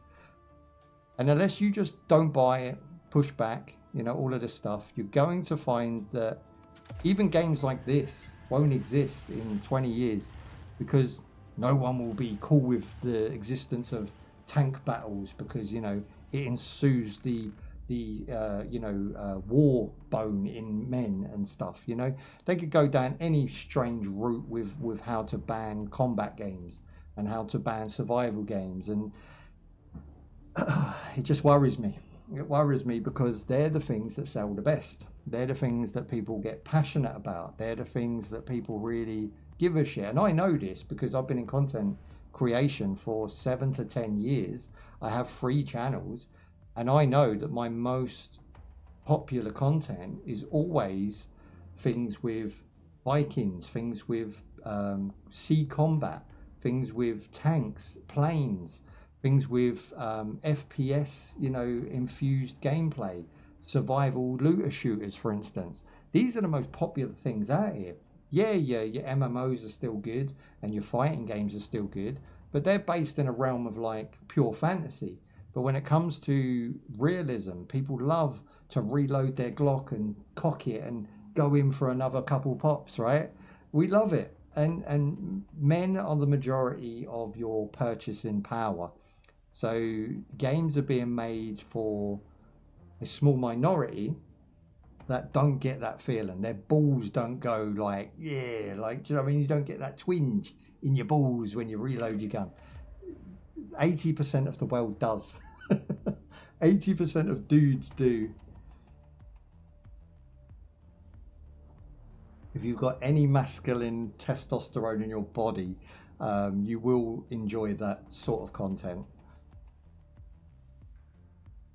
I mean, stores are good for some of this, but for non-paying players, I don't need even to open the store. That's it. I mean, I'm not a non-paying player.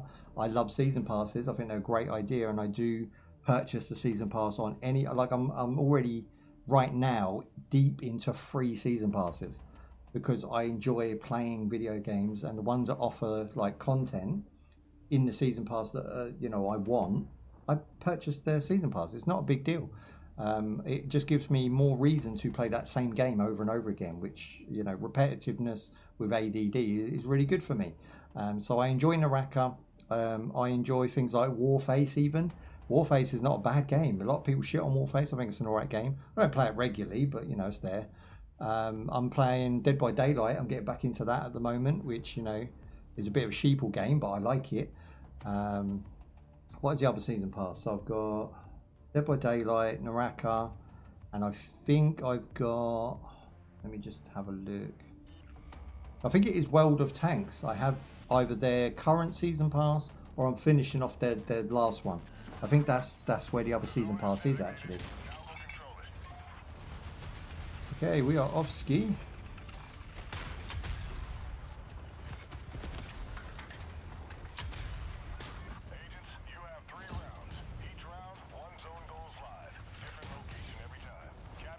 How do they kill me so quick? I'm not really understanding. It doesn't tell me what level their tank is or what buffs they have in their tank when they defeat me.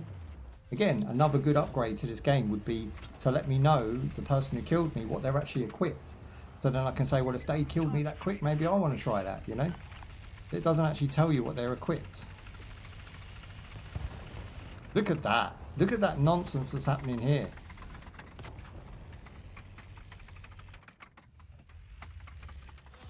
No. Cardboard. I just hope after seeing the way the World of Tanks went that Heat won't follow the same path. Well, explain to me what that is, because I'm not that into World of Tanks to know any of the controversy of World of Tanks. To me, I just jump in like once every 6 months, have a great time for a month and then leave. And I would say that this would be around the same sort of attention span for me, you know, this game.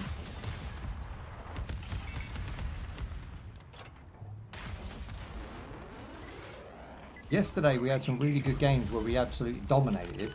Today, I think maybe because we're so into the gamer conversations, it's been a slow start. You know, I've got another hour to go where I really want to sort of get my shit together. But see, like there, it says ability 550, shell 512, shell. I mean, this is nonsense. Rather than that, tell me what his stats are. What did he kill me with? You know, what special abilities and buffs did he have equipped?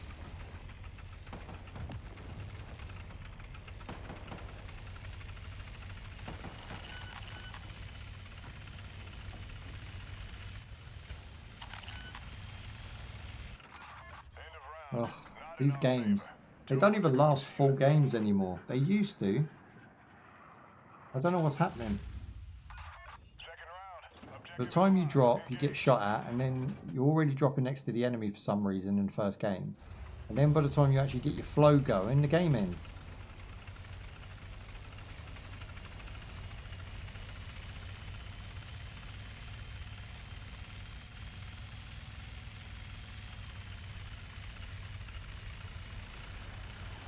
Okay, I'm in the zone.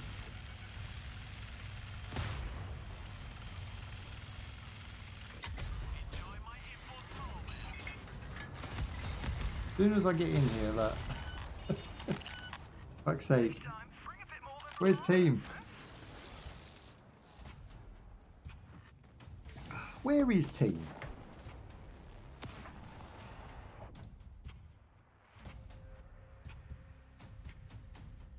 What are they doing? Just capture the fucking point. Not piss off over the other side of the map. I think they're trying to come around the back, but by the time they do that, they waste so much time.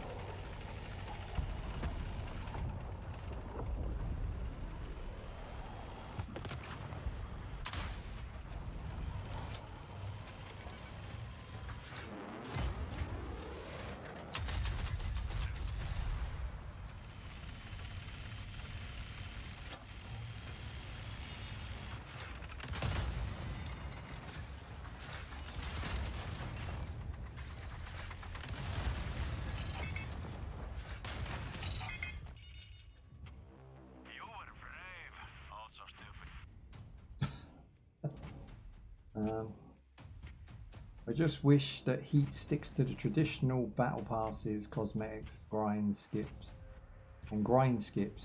etc. instead of making paying customers get better tanks than others.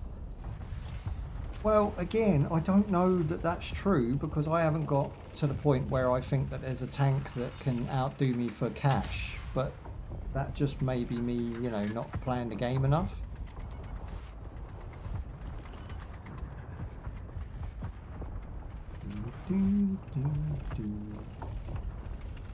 I will say, like, if you look at the back of my tank there's now like weather coming in, you know, because it's raining. It's looking like streaks. I think the visuals are the biggest bump and the sound effects. The actual gameplay is faster paced, you know, more thick and fast, but it's not as impressive as World of Tanks, i.e. I think the physics is way better in World of Tanks. But that's not the biggest of knocks on this game at all, because a lot of people do like arcade gameplay. It does have controller support, which we'll do in the next game. And overall, I think it does stand out from other tank games, but not so much its own legacy. You know what I mean? If I had to choose between this and World of Tanks, at the moment, because the pilots are annoying rather than being cool, I don't think I'd play this. I don't think I would leave World of Tanks for this.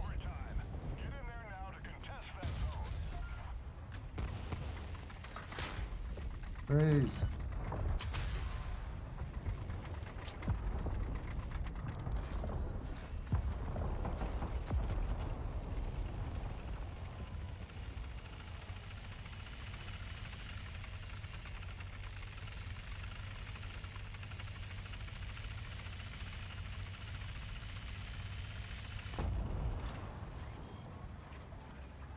None of my team, including myself towards the end, even bothered with the checkpoint.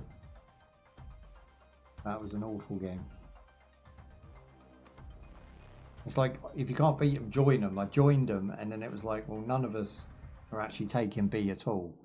I was just always going to lose.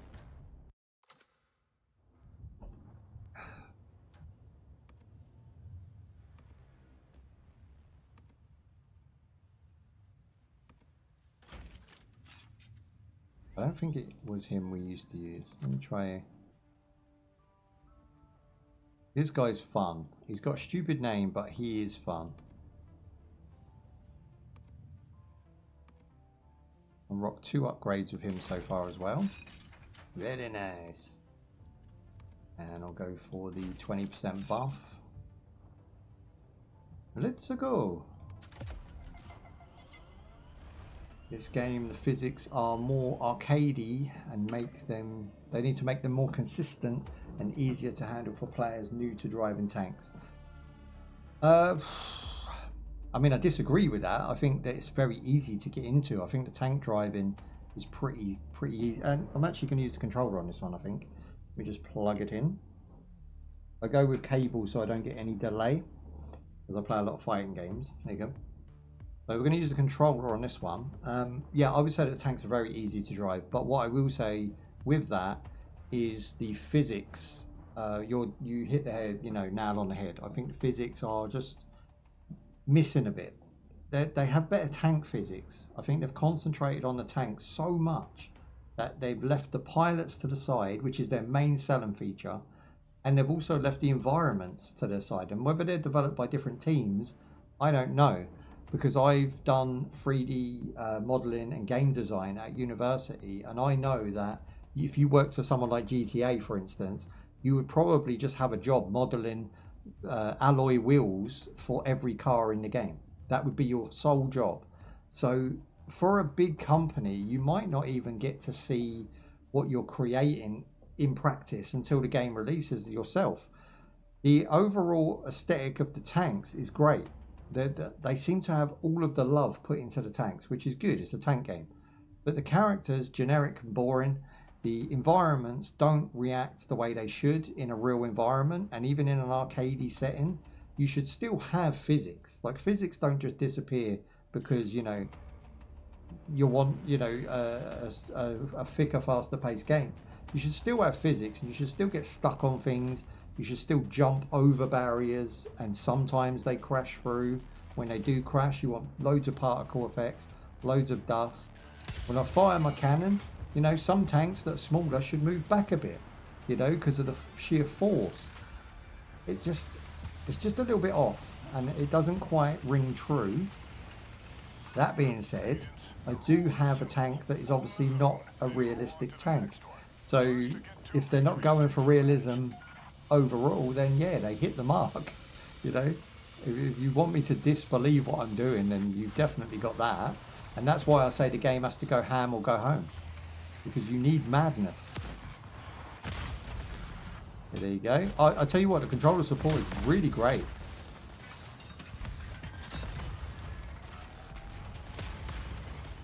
Big damage. This guy's not even looking at me.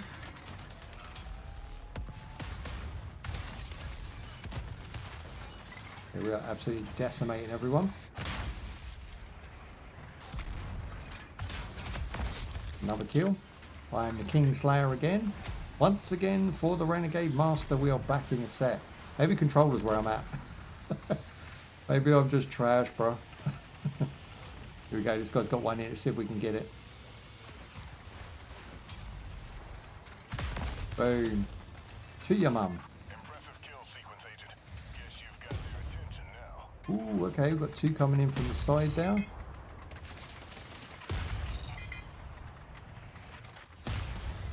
Yep, I deserve that. Legend, that's it. I try. In this game, oh yeah, we did that one. Where am I now? So Twitch is good. Do you know what? I'm baffled how well this works. Like, I've got a newfound sense of this game on a couch or in bed at night. I know you have controller support with World of Tanks, but it always feels lesser than a mouse and keyboard. But I just had a great experience just by plugging this thing in. So I might now see what the point in this is. Steam Deck, Switch 2, handheld on the go. I can see why you would want a more arcadey World of Tanks. But then you've got Blitz. So it's like, is Blitz just... surely it's cheaper to do controller support for Blitz than it is to build a whole new game like this. You're in a target zone. Leave now. I'm in a danger zone. Boom. Revenge. Not out. Rally and push back, Agent. There we go, this dude's mine. What is happening? How is he not dead? Why am I stuck? I'm glitching. I was stuck on a circle for some reason. Yeah, let's get healed up.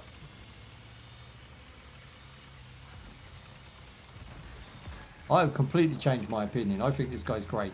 He's the one that lays down the fire from behind. We stitched somebody up with that yesterday, and that was super fun. I'll try and do it again. I need more health, to be honest. It does recharge pretty quick. Agents focus on the next one and win it. This is the winner right here. This is next level, baby. This is what it's all about. Round 2 begins. This game with controller. Zone.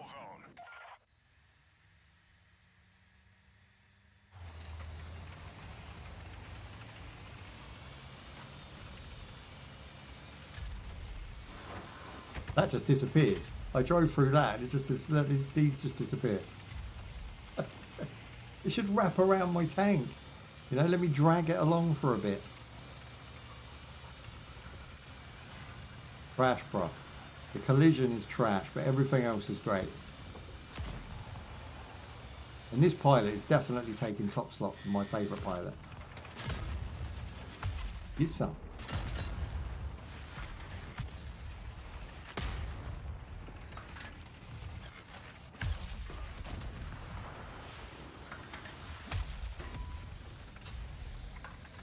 Good way to break is just to hit into a building. Agent, clear that zone. Strike inbound. Control zone is active. Move in. Go, go, go, go.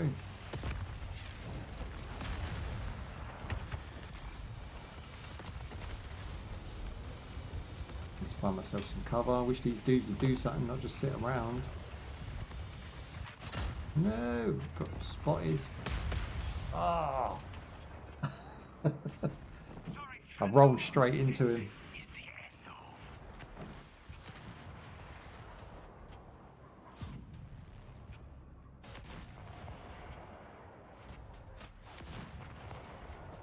Do you know what I am impressed with? I'm impressed with at this stage. I know it's ready for a playtest, but I feel it's ready for release. Like, it's that good, you know, like solid, no glitches or bugs. It runs on a potato. You can have an AM4 system, AM5 system. It's still going to run beautifully. So it's optimized like fuck, and it's really good that the devs can do that. You know, we played a couple games lately and the devs just don't know their arsehole from their ear roll when it comes to optimization. And I think that's one of the biggest letdowns of dev companies lately, is just you don't know how to make your game run well, let alone, you know, get anything good to come out of your studio. Optimization is key nowadays. They all use Unreal 5 to build their games. They all look the same, and yet they can't get them to run unless you've got 24 gigabyte of RAM, a 5060 with 12 or 16 gig on it. Like, F that noise, you know? I can play a game from 2013 that runs at full 4K, you know, 120 frames a second, and is maxed out on ultra settings. That looks better than a game today that runs at 30 frames a second, looks like arse, plays like shit. And do you know what I mean? It just really aggravates me that they can't even get the studios to have talent before they start building a game. They're just like, yeah, we just got Unreal 5, we just plonk stuff down. And, you know, because people forget, Unreal 5 comes with a massive toolkit where you can put trees and bushes and things in there. You don't actually have to have any skill to model those things. They just come free. And then there's assets you can buy in Unreal 5. Unreal 5 is owned by Epic Games. So if you keep developing your games in Unreal 5, you end up with this like very generic set of games that all look the same, feel the same, and basically have rights owned by Epic because they own the engine. To me, it just spells trouble, and it's a bad move. Not that Epic Games or Unreal 5 is bad per se, but if you just keep making games that look like shit and then trying to tell people then don't look like that, they have these like really high power machines that run demos, and they have all of these really awesome screenshots. And then when you buy the game, and I'm sure a lot of you have experienced this before, you try and run it and DLSS has to be on and looks like arse. This is a massive problem with the gaming industry because we're generating frames, we're not actually creating frames. The creation of frames is TAA at max or SMAA. Anything above that, DLSS, or I think it's FSR 4 now, maybe even 5 if you've got a massive budget. But like, they are creating frames, they're generating frames, sorry, they're not creating frames. But the frame numbers are actually lies. The game itself will run and look like shit because of this. They're trying to ghost frames over other frames. What you want is to run TAA and see what the game actually is really like. And that's what we do on the channel. When I play a game, I run TAA, and I make sure that even if the game looks like shit, that's down to the devs, not me. And it shouldn't be your problem that you have to put 24 gig minimum in your system to run a game that's unoptimized. That's not the consumer that should pick that bill up. That's the devs for not having the skill or talent to optimize their games properly. And I will stick to that point for the whole of this year because it's a fact. If you have to have a 24 gig system and a top of the range graphics card to run a game, then that game shouldn't be purchased. That game's going to look like shit, it's going to run like crap, and no matter how much they try and force sell it to you, it's not your problem to buy a system to run their game. They need to build a game that can be downgraded to your system to sell that game. They got it arse upwards. They want you to follow them because they don't have the skill or talent. You should do the opposite. Don't buy the games, let them crack on, let them lose money, and then they might actually start learning something, reading some books, studying some stuff, and actually being able to optimize their game for everything from AM4 up to AM5, making everybody happy and selling more copies.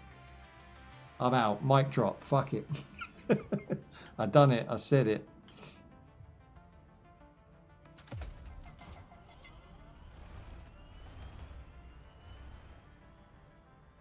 Ooh, I have a complete task. Does that mean we've got season pass points? Yeah, 920 out of 1,000. Now, how long has that taken me? Now, I've played like complete trash, but it's taken me 2 hours to get 1,000 intel, which is the second tier of the battle pass. That's a little bit too long. I feel like 2 hours of somebody's time, you should really be getting about 1,000 intel per hour. They need to speed that up. If you're going to be selling a proper season pass with like 5 or 6 pages to it, you're talking about like, hang on, let me do some quick math.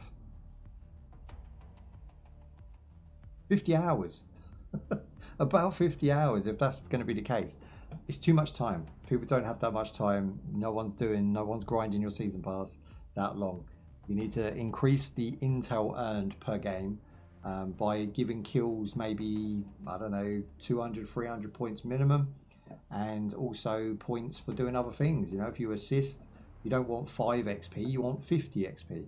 You should get a decent amount for things, because it's just going to take people too long. And if you're making an arcadey, thick and fast game, you need to have thick and fast points.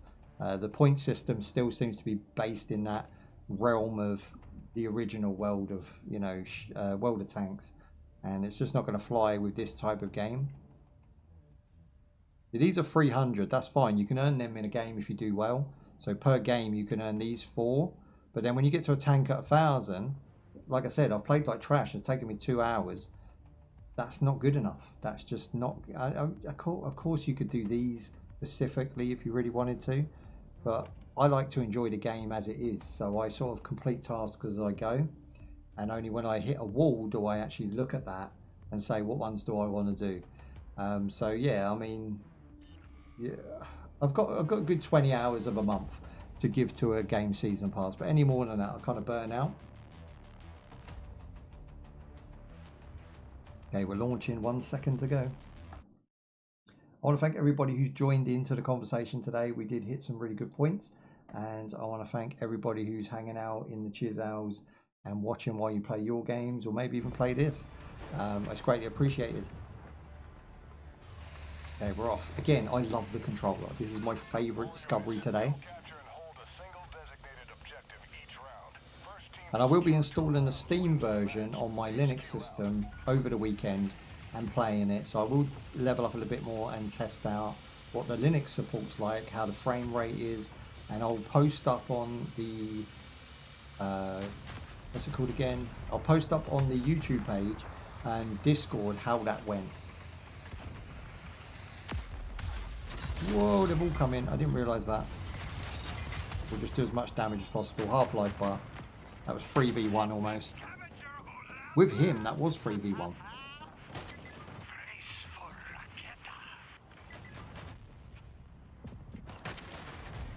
Boom, look at that. Again, the fire, the smoke, everything about this just looks awesome. The skyline, the trees blowing in the wind. To fix what I've moaned about wouldn't take that much effort. Honestly, To make this feel like a AAA instead of a AA wouldn't take much effort.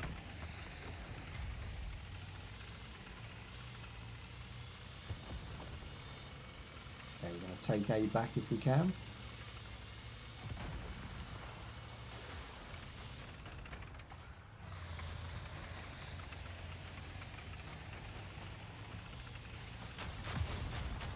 Straight past, and I see the mines.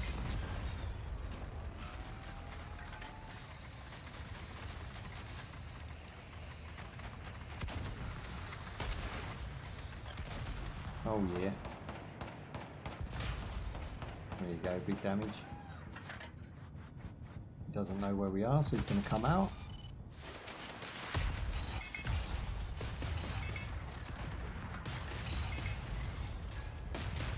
Oh. I don't know why, but I tend to make the mistake of waiting for my recharge. I'm watching that little recharge bar go up, ready for my next shell. What I should do is drive out of the way and evasively hide behind a wall while that's doing that and then come back. But I haven't got into the habit of doing that with this game because it is so arcadey.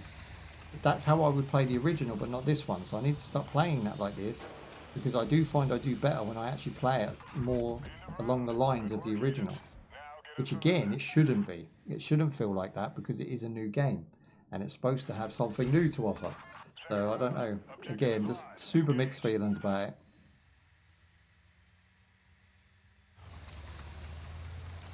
The fun outweighs everything else though. I will say that. I've had a blast today. You know, the fun, it's kept me entertained. It's free to play. I mean, the devs are obviously got a pedigree, if not legendary. Just fix these trees, fix the collision, give us more mad customization, make the generic characters not so generic, and I'm happy with that.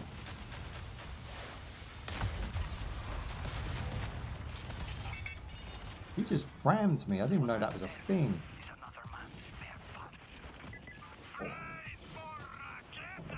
Ah.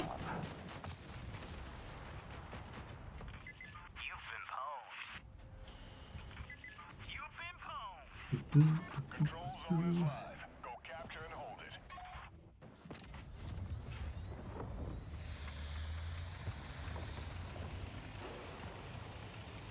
That's the first to 2, is it?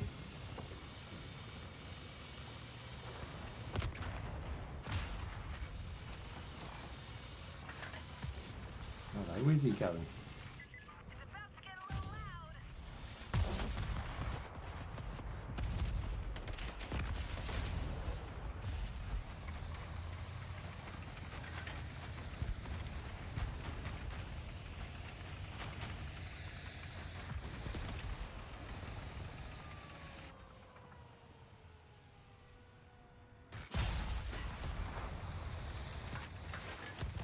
Show back round.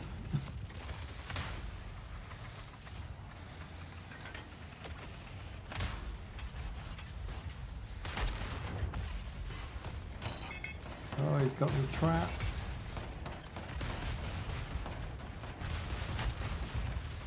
Damn, son.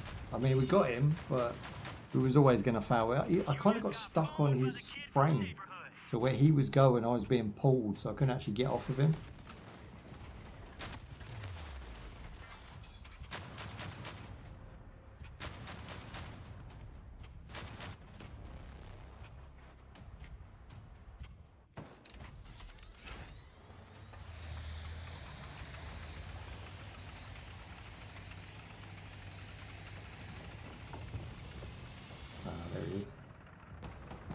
Back as well. Nice.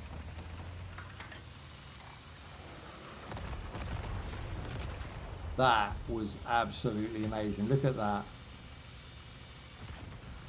It's a shame it just repeats its cycle of animation. It'd be nice if it had some like 2 or 3 different fireballs coming off of each other. Fire in the hole! That was a good one. Yeah, that was a good shot as well. I'm going to try and rush through. Here we go.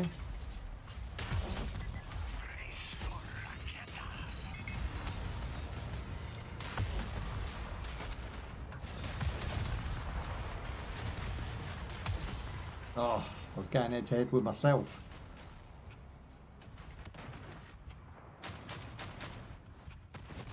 I ain't doing too bad on this one, to be honest.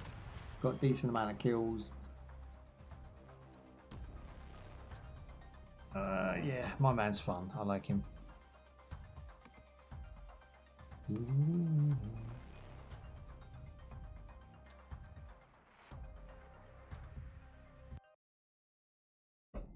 Some of the visuals in this game do astound me. I think that's my takeaway from this is it's better visually, it's better sound effects, it's faster gameplay, it has a little bit of madness, but it plays it too safe in that madness circle that it's sitting in. Overall, I think the original World of Tanks is better. I think it has more physics based that I like, and it has more realism that I like.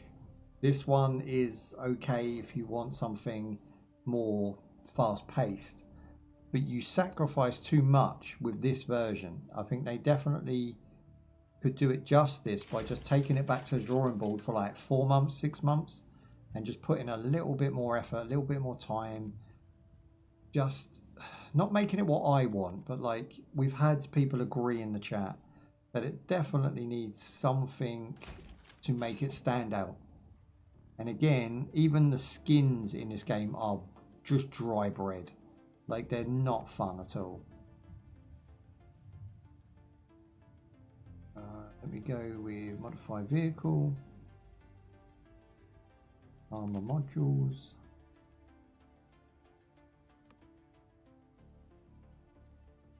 But it does look like we're going to be able to change the armor modules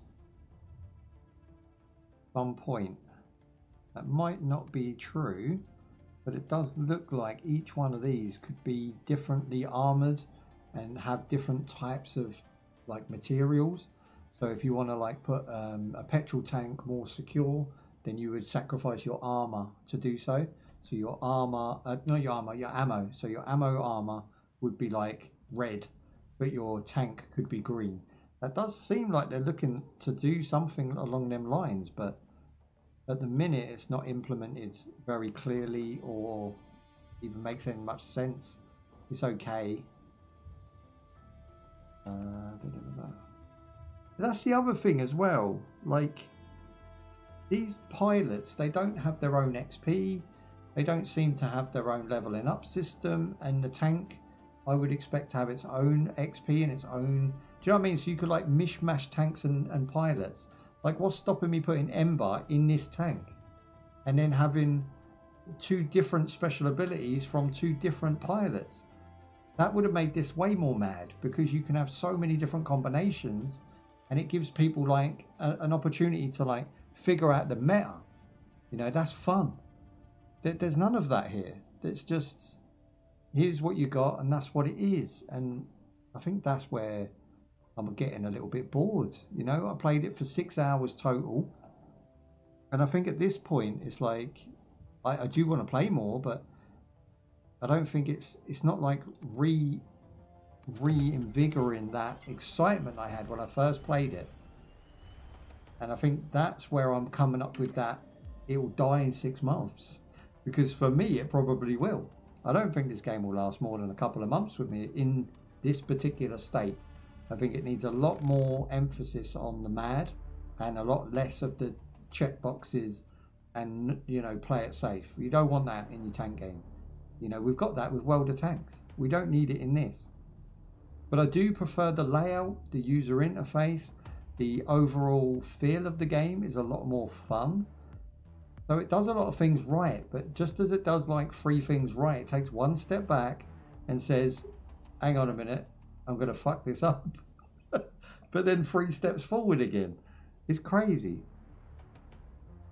As it stands at the minute, and I don't grade games when they're on playtests, it's around the mid-tier. It's going to be a mid-tier score. It's not exactly super exciting, and it's not exactly super dull. It's not broken in any way. It runs really well. It's actually optimized way beyond what I thought it would be. So it checks my boxes. It just is very meh. and I'm disappointed that I had that opinion. I wanted it to be great. I wanted it to be the next big tank, you know, bonanza. I want it in the top tier. You know, well, War Thunder has been in the Steam DB charts for as long as I've been live streaming. About 7 years. It's been in the Steam DB charts as top 10.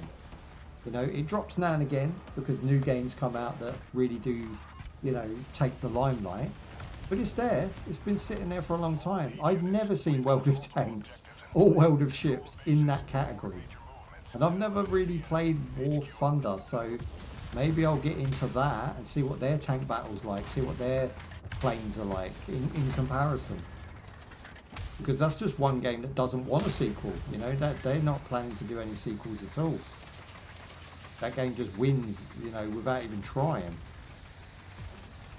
Is this guy coming up or is he just hiding below? What's going on there? Did he go underneath? Oh, you sneaky mofo. I didn't know that existed.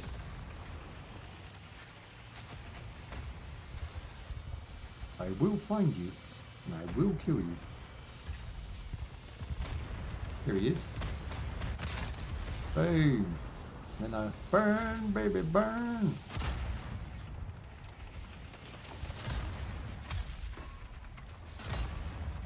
How is he still alive?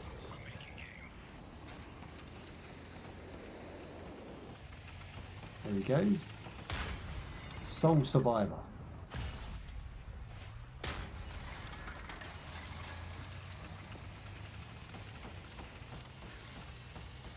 No, Kent, that's my kill. What are you doing? Back yourself off. Oh, jeez, that's not him. I think he stole my kill.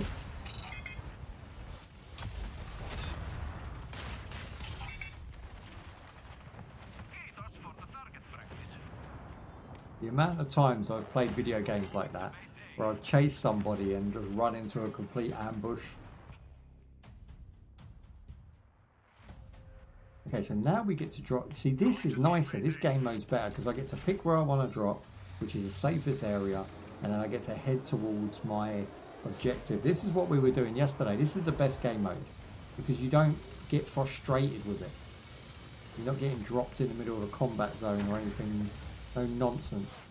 It's surrounded by 3 enemy teams just as you spawn.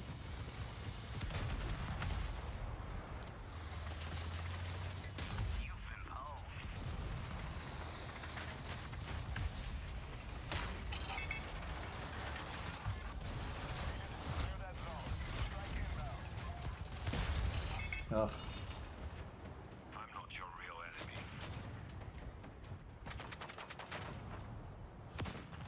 I mentioned in one of my clips from yesterday that, you know, I would like to see, and it's a very big stretch, the red faction system where if I shoot a building I want it to explode, and if I, like for instance these rocks, if I blow the top of them rocks off, I then want to fire some rockets over at a lower angle.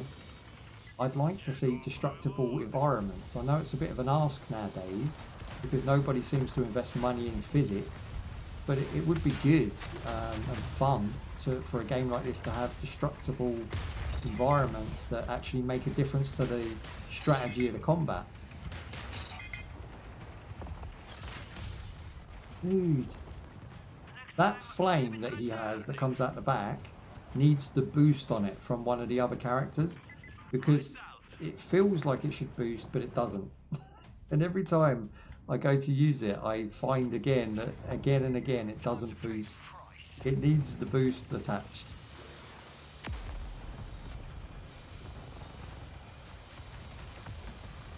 But I guess they thought that's what makes the other character different. Like again, scrap that character, give this guy his ability and then done. Now who's even more fun?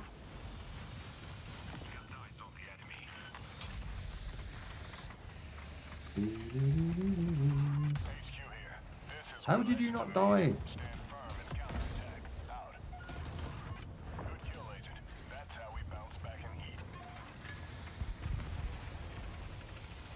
Yeah, let's see if we got him.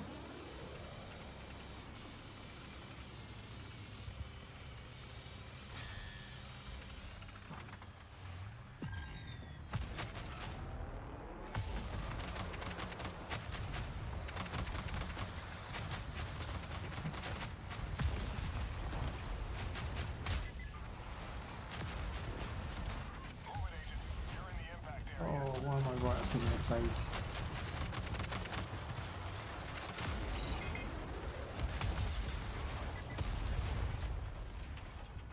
That was my mistake.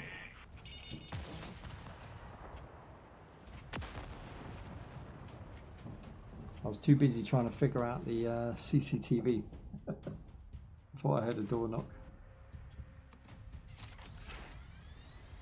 So next week will be good because we've got I've got 2 new survival games. I've got 1 revisit of a looter shooter, and then the week after that I'm doing Monday to Friday for the next 5 weeks. So we're going to be live a lot, but all different games. But I will be bringing World of Tanks and World of Ships and probably War Thunder as a priority, just because the World of Tanks community is so passionate. I really love it. I love the passion that you guys have.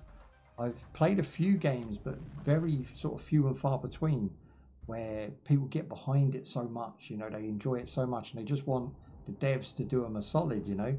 And it seems to be really that the devs don't listen and don't sort of follow what the players want to be massively successful.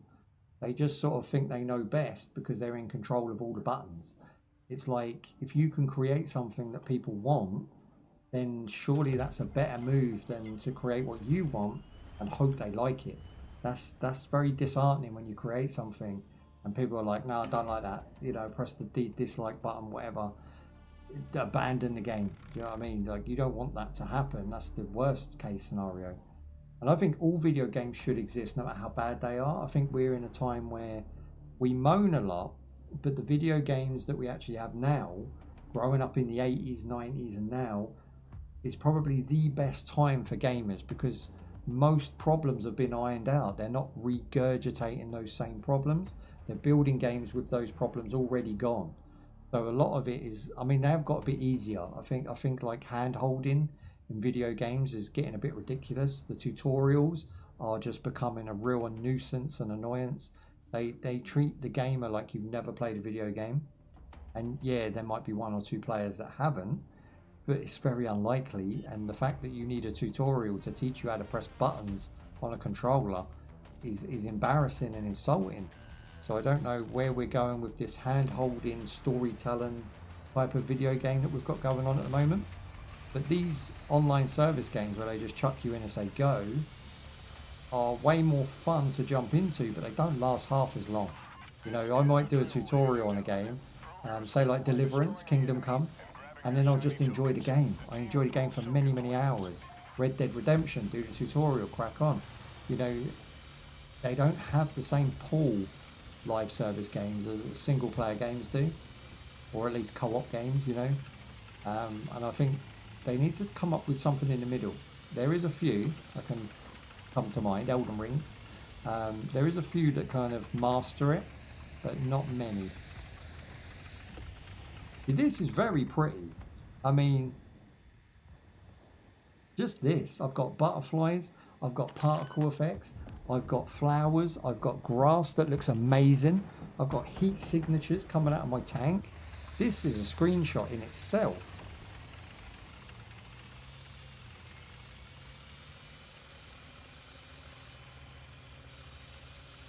And again, there is no bad point about the gameplay in my opinion. The gameplay is pretty solid.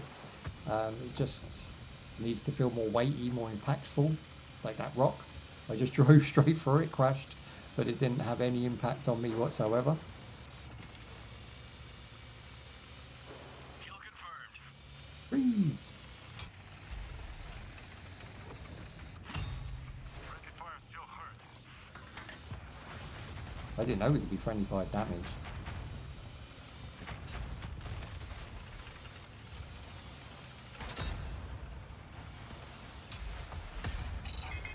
Ah, there you are.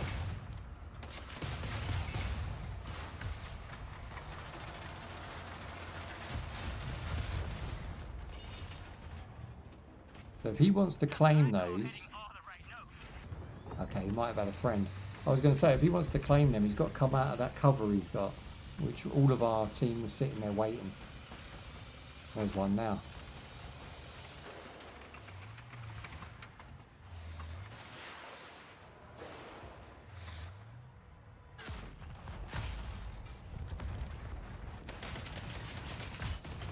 That was cool. Didn't quite hit him as much as I wanted, but that was cool.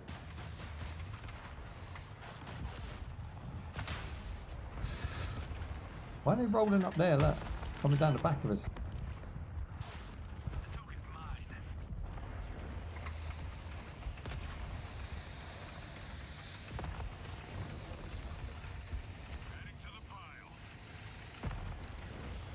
I'm going to follow this guy around because he seems to know what he's doing. He's got the right idea.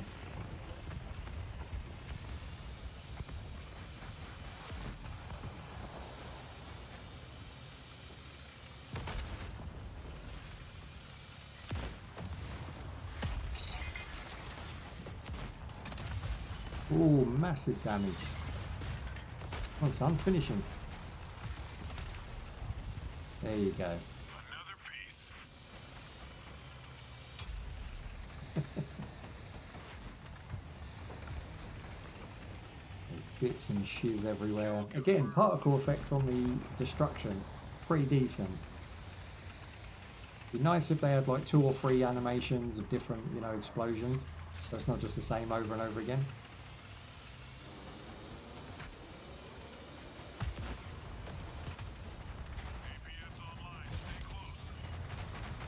Very accurate with the controller, which I am absolutely enjoying.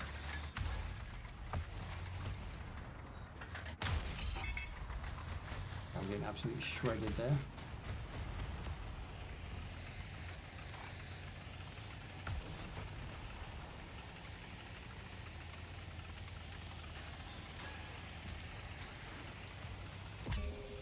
Upgrade.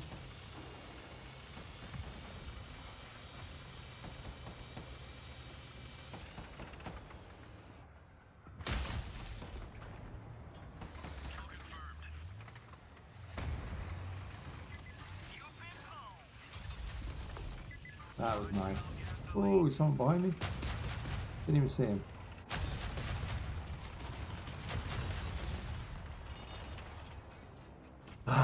We set him on fire. Hey, good morning, Phil. How you doing, my friend? Tank is lurking, always. Look out, tank's about.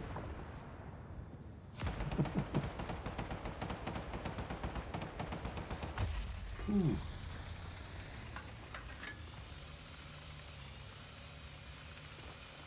Whoa, whoa, whoa. Okay, we've got health pick up there. That's just a prime excuse to misbehave.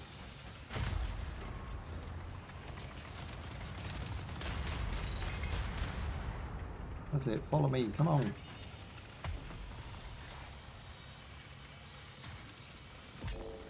Lovely. That only gave me a quarter, that should have been a whole bar.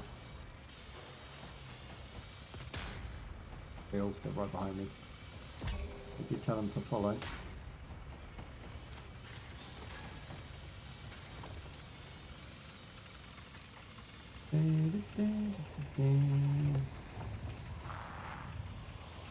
There he is.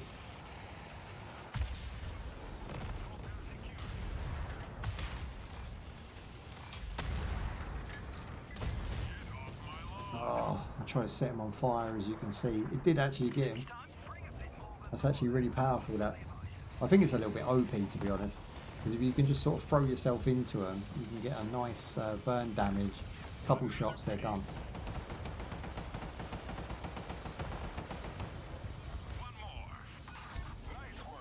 Halfway to victory, all good.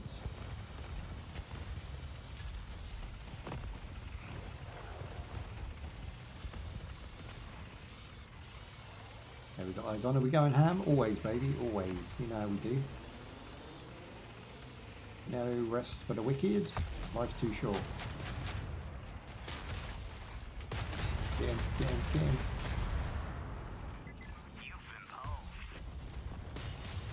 Oh. How's your day going, my friend? You just woke up.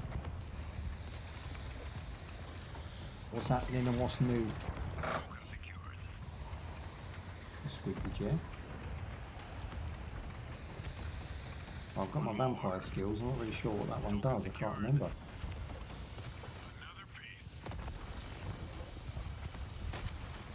Usually Jimmy coming through. Aha. Eyes on. Oh, here we go.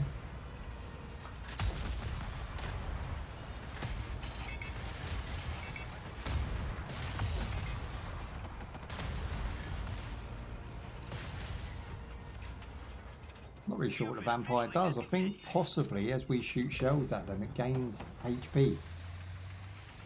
I'll have to look that up after this game.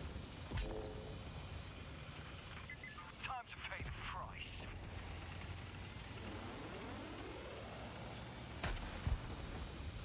Go straight back in for another round.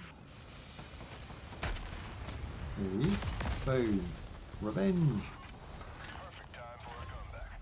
Strike hard, strike smart, agent. One for our team.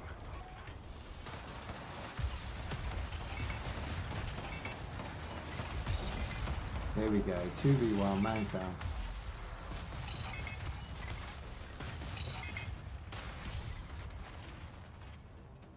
You've gone and fucked A your kill for a kill, isn't it? This game is just thick and fast, kill for kill.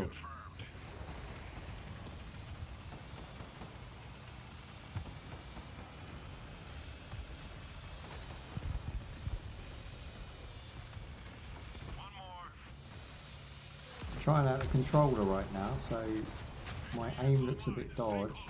It's actually really accurate, but it takes a little bit longer to sort of get in and out of zoomed in. It's not as quick as the mouse. Turn speed as well.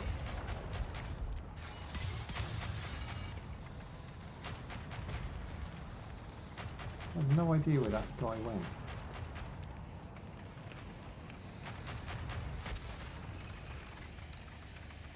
Does he know I'm on his team? What's going on here? I'm getting attacked.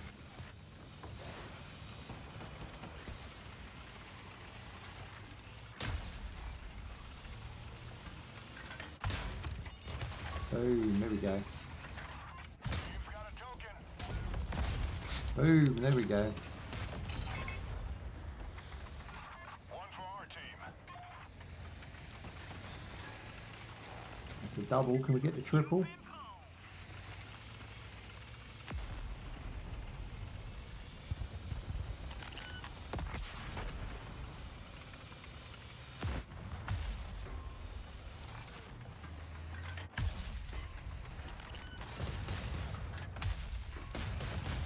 Oi, oi, oi. Move, tank, go! Well, I've been disability just before they got me. They disabled my shiz. Oh, you just woke up and you're taking the pugs out. Where'd they go then? Daycare centre? What do you mean taking the pugs out? Where'd they go? We'll go walkies. Bear with me 2 seconds. I'm going to refresh my sheets because sometimes it gets stuck. Not my sheets, my chat. Jesus. I was having trouble. Yeah, that was fun. That was awesome. I did better, a lot better that game. Okay, we're level 3 now, so we should have enough for the upgrade. They roam the yard. Awesome. You've got a massive yard. Barbecue weather soon, isn't it? I don't know what I've been told. Yeah, I'm liking my loadout. I think this is really working for me. I think he's my favourite. I've switched. So I did like the Reaper. I'm now going with the really badly named Rakita. I think he's the one.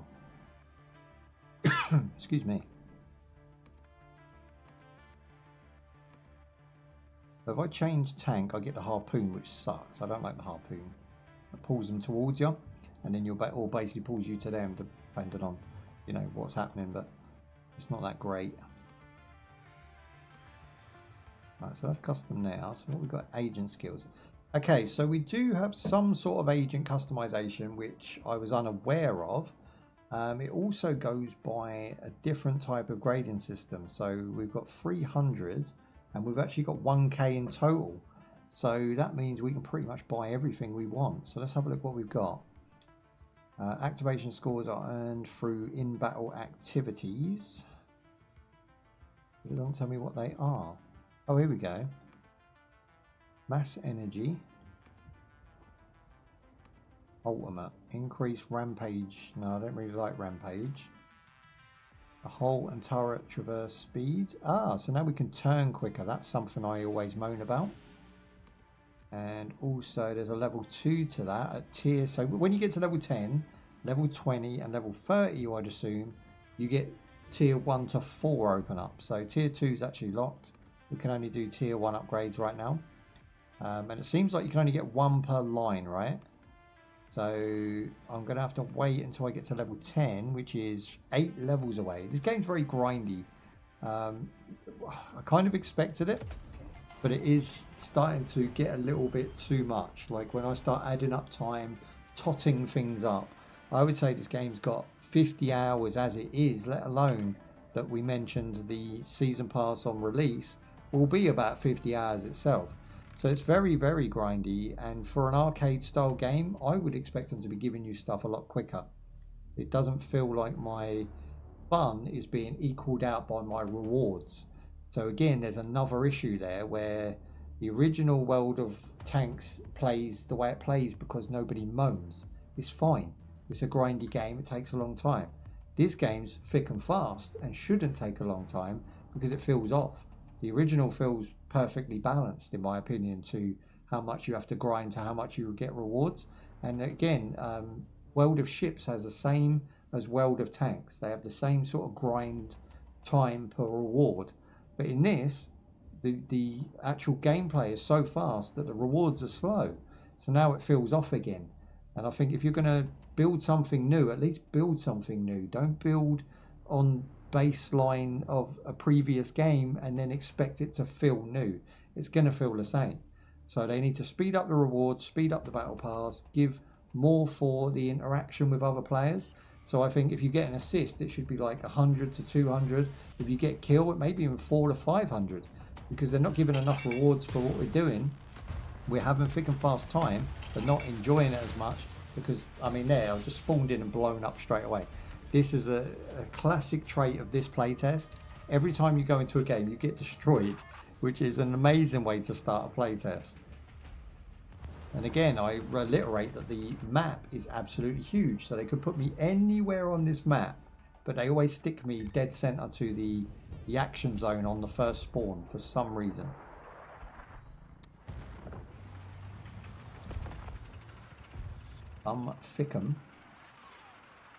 Thickum.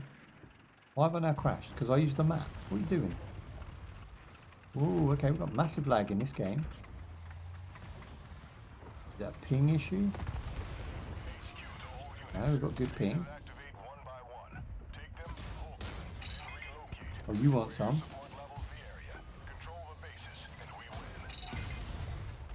I'm not even going to get down that tunnel, am I? That's a really bad approach. 3v1 right there in the tunnel. He's going to make the same mistake. And he's unlocked Ember. I might be able to follow him down there and get some free kills.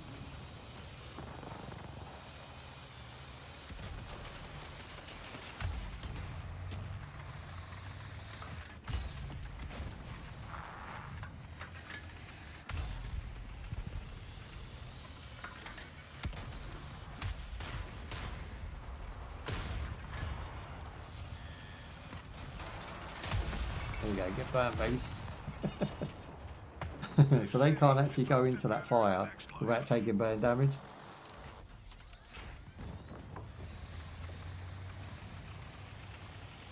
How's the eggs?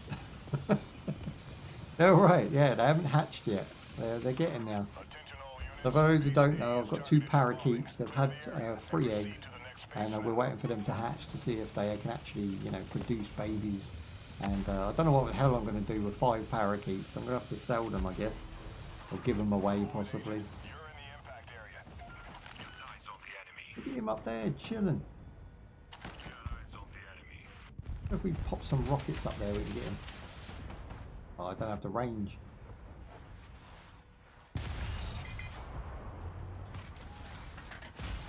There you go, get some.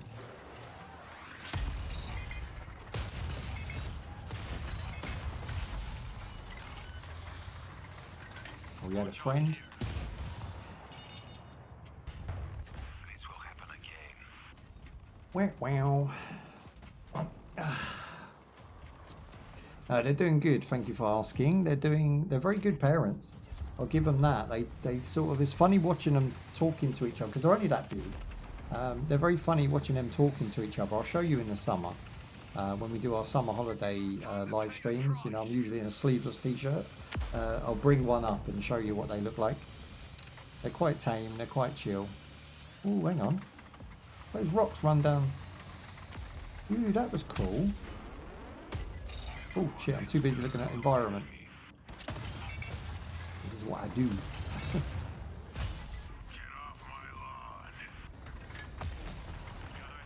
There you go. Got my health back. All units, we're behind. Rally on the active objective and take it back. Yeah, there they go again. Look, so the rocks fall down just by themselves once they get struck by enemy fire, which is cool. Again, great physics. We just need some impactfulness in the environment, and then I think they've got it. Tidy up a few things here and there, make it feel more rewarding. Get rid of the pilots' designs, make new pilots. Which I don't think they do, because they're stubborn, right? They're not going to listen.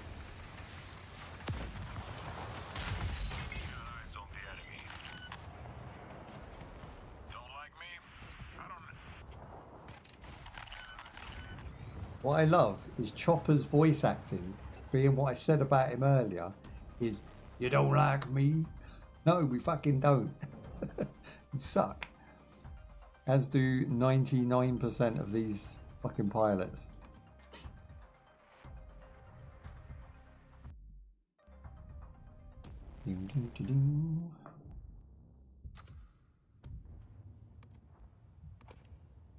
Okay, we got the 1k. We hit the 1k, so although we had a bad match there, we hit the 1k. Let's go. I mean, that's uneventful. I've held that button down. I've spent 1k, which took me the entire stream to make, and I got no sprinkles and sparkles, no explosions, no cool animation. It just literally moved me on to the next one. For an arcadey game that's supposed to be, you know, different from its predecessor, it fails so many aspects. You can't even rotate this. You can't interact with it or anything. Lazy. I imagine their office, where they work, to be the most humdrum, boring place to be, because they have no go in them. They have no excitement. They have no pizzazz in the games they make. They're just very, like, solid, yeah, great technical feats, but fucking boring. Like, what are they doing?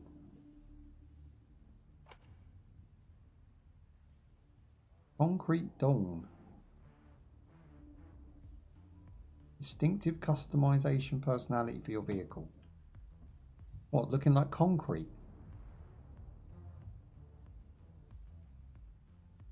Vehicle XP booster. And that's the same tank but orange.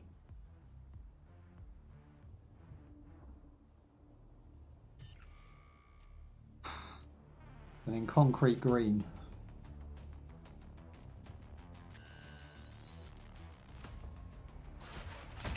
Bad decisions. Bad decisions. And I've died as I've spawned again.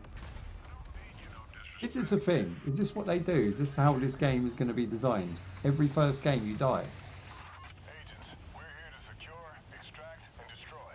Sweep each base, then move to the next waypoint. Bombers clean up on base exit. Keep your heads up for enemy air attacks. Out. Bring it, punks.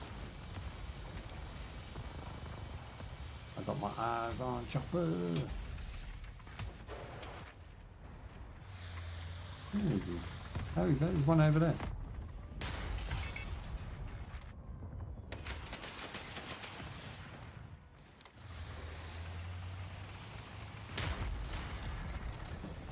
Ooh, that one hurt. That one hurt. You've gone and popped your clogs. Have a go. A weird sentence to say. He's gone and popped his clogs. He's younger than me, but he knows popped their clogs.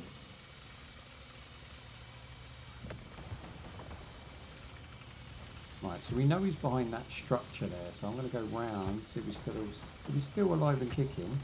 We'll sneak up behind him.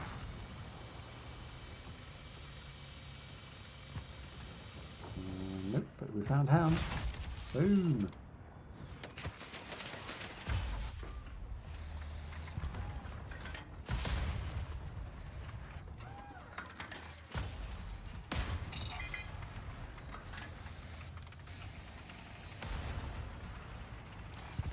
Catch me if you can, fool.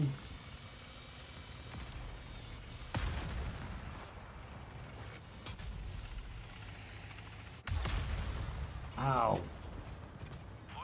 How did he drive through my fire and take no damage? How did he keep up with me if he had to drive round my fire? How fast does that dude go? We haven't scored a single point really. And yet we hold A for some reason.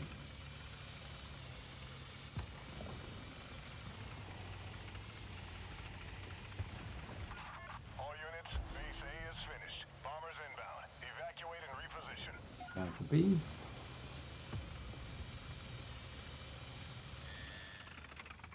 There you go, that's mine. Ball capture. Oh yeah, oh yeah.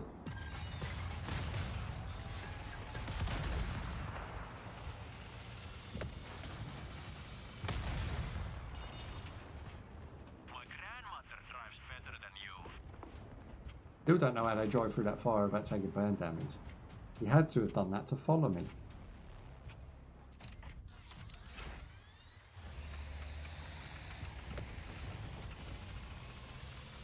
Yeah, they took B off me. I'm going back to get it. I refuse to be beaten by B. Oh yeah.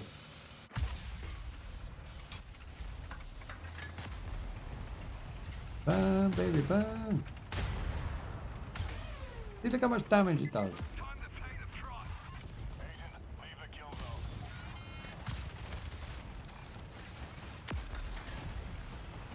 Worth it, worth it.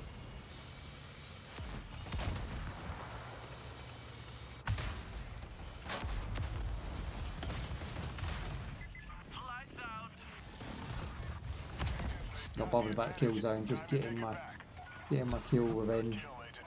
That's how we bounce back in heat. That's how it's done, baby. That's how it's done.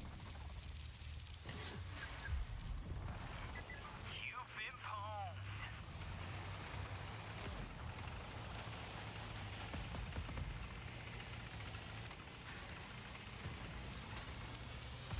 It's my last heal when I've only got about 2 shots. Ooh.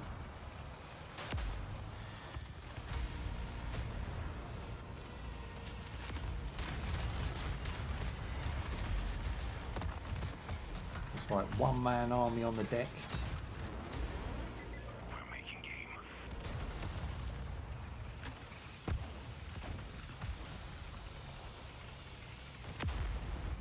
Get off my lawn.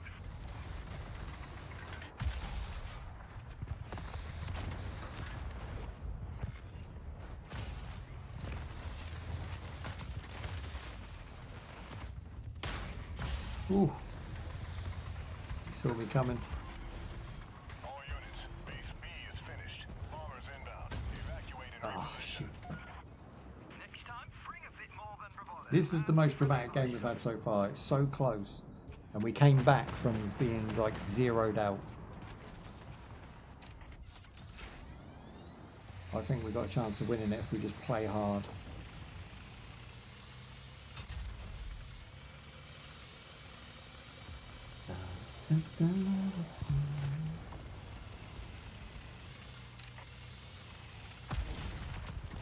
Ooh, damn, someone took him down.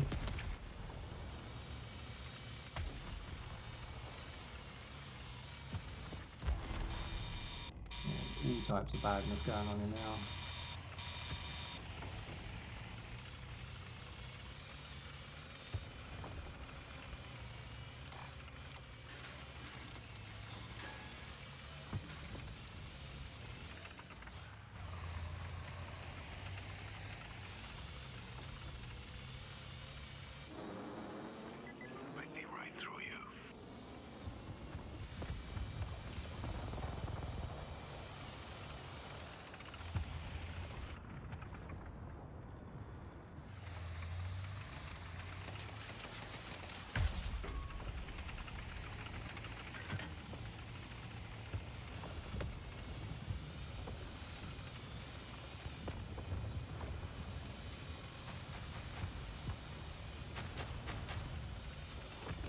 Reload. Ah. I had all my specials ready for him. We couldn't quite bring it back there, unfortunately. That was my plan.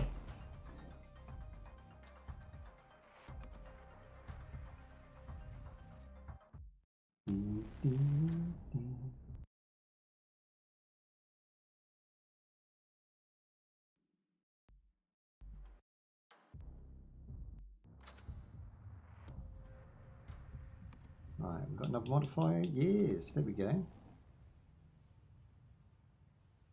I do like this. I like the fact we've got like green, blue and purple, probably gold eventually. And they upgrade as you go. So not only are we unlocking the slot to put it in, you're going to be able to unlock the actual parts later on as well. Again, a lot of padding and a hell of a lot of leveling up to do.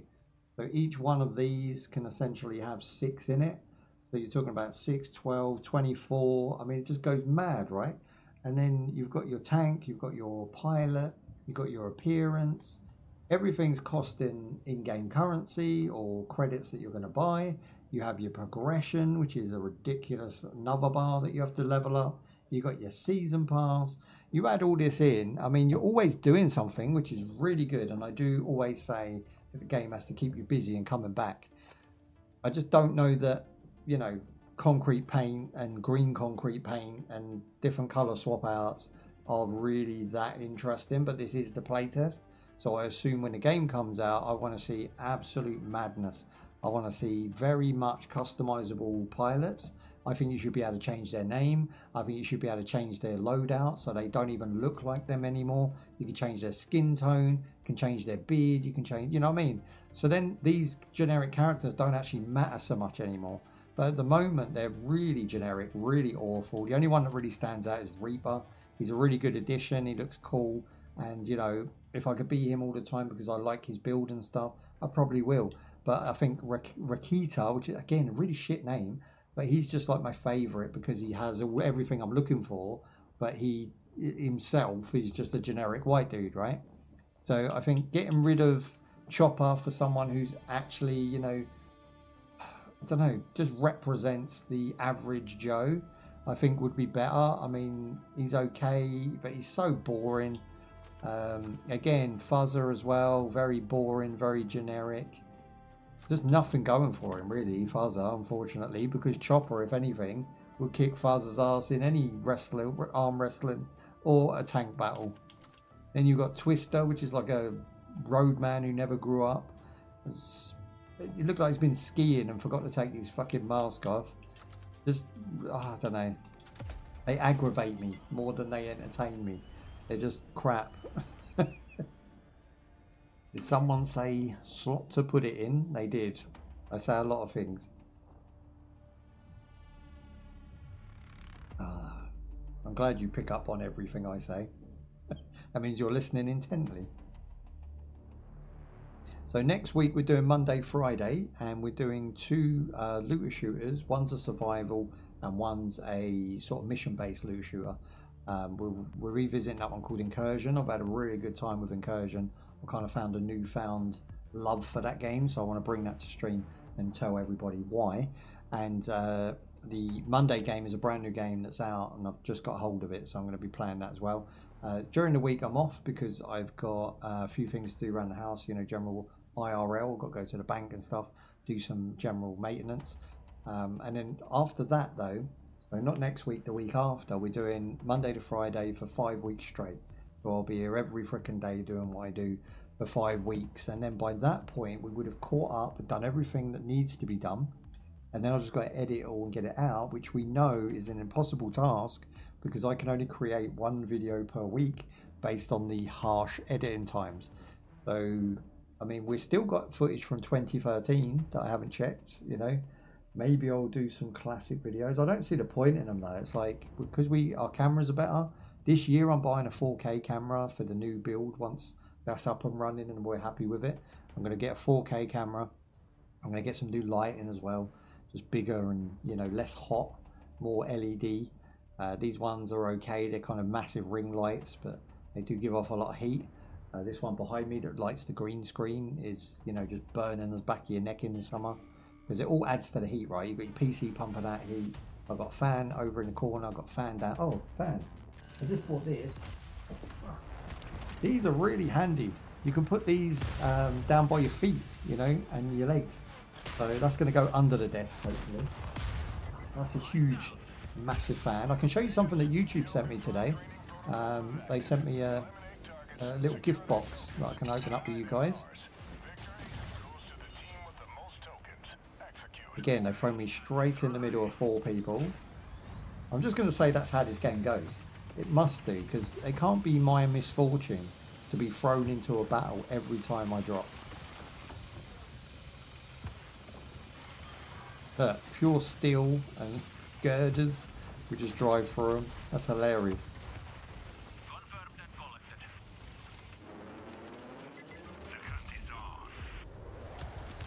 Can't see anything, too much smoke.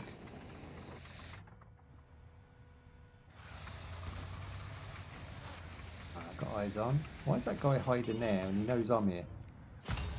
Boom.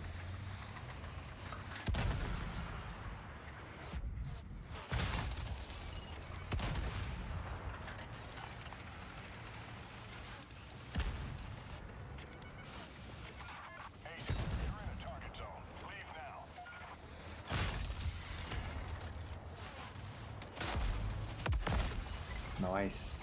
Sidewinded him. Grab that.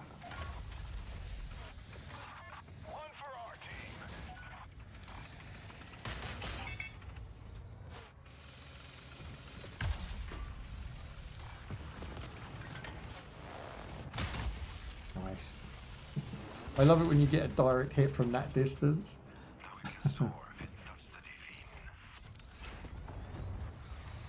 And there he is over there, that twister.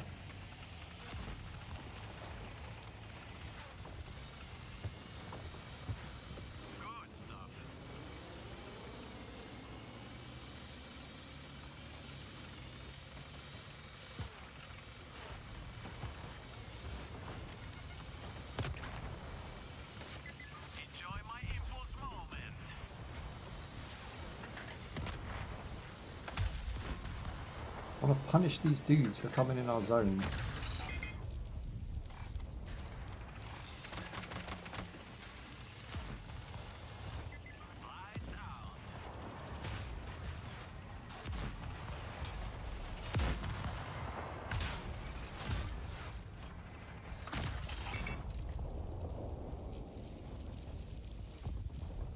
Nice. Save my bacon now. Ooh. Don't get used to this.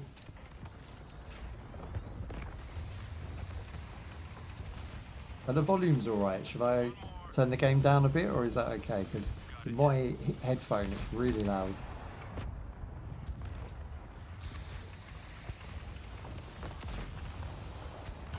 Yeah, kill confirmed. That's all this game is, just a kill confirmed. It's good? Alright, sweet. Okay, me and you, baby, me and you. Boom, in the back. Gonna turn around, by which time we got him. Confirm the kill. Team's got a token. Agents, the enemy's got the lead.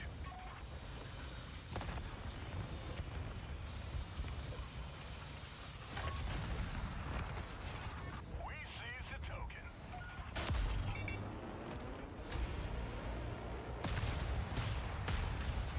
Ugh. I had my vampire skill right now.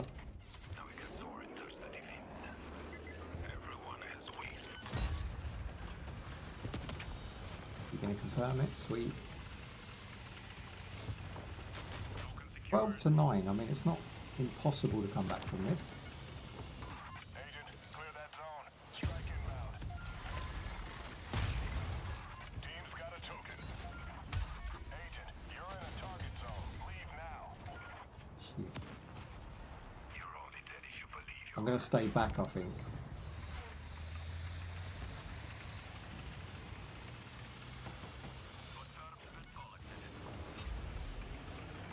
Enjoy my infamous moment.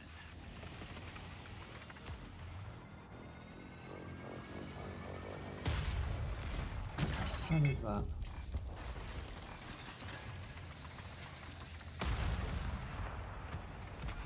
Token secured.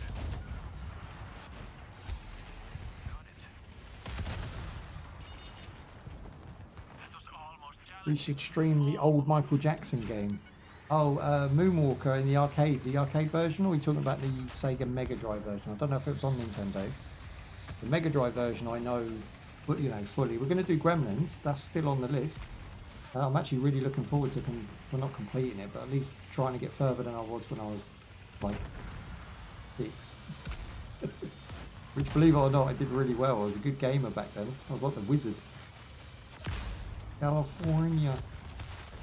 One more. Black, black, black.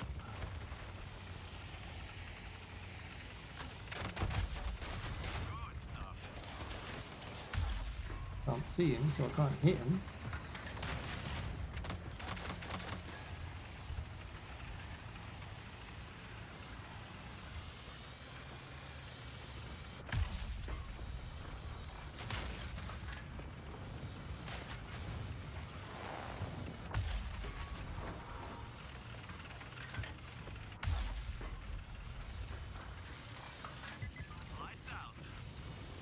Gremlins, I'm getting in early for that one. That will be not next week, the week after. I can squeeze that in there, I reckon.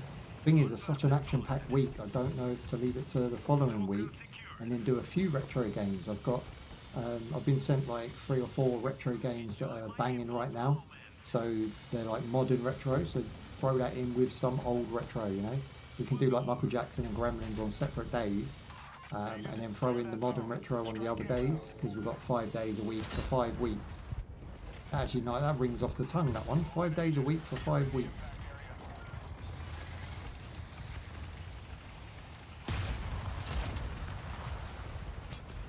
Oh, this is game over, surely. I keep making a mistake of using my ultimate as I'm going to get bundled. You know, I use it as a last resort.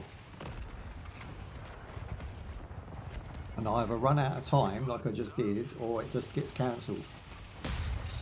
Whoa, where did that come from?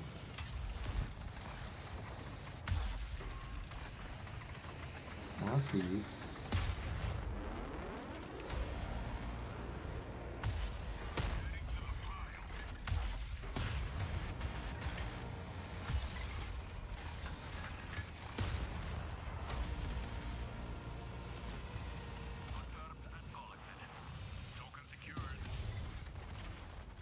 Yeah, we're getting hammered right now.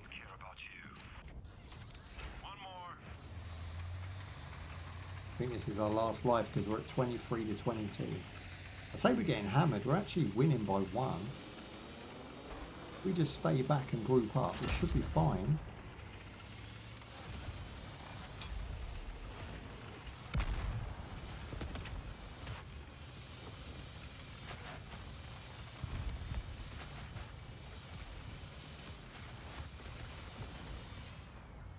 Oh, someone died. It wasn't me.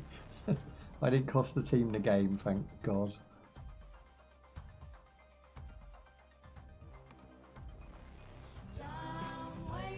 I never died. I never died. They died.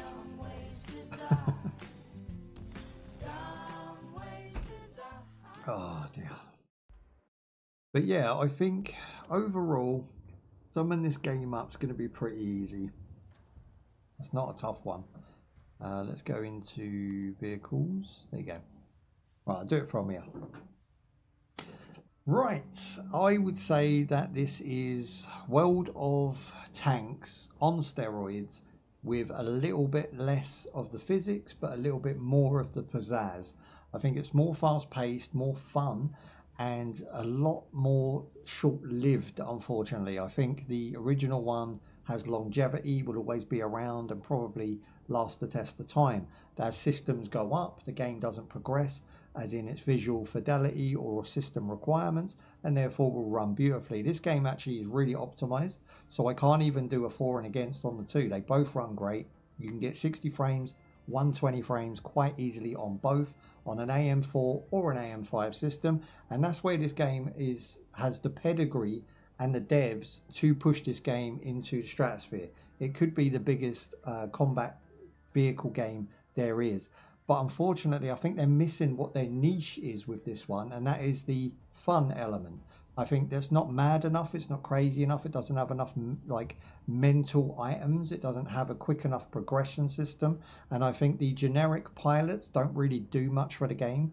I think the whole idea of World of Tanks is the tanks, and although they're focused on the tanks predominantly, I do feel the customization so far is like watching paint dry.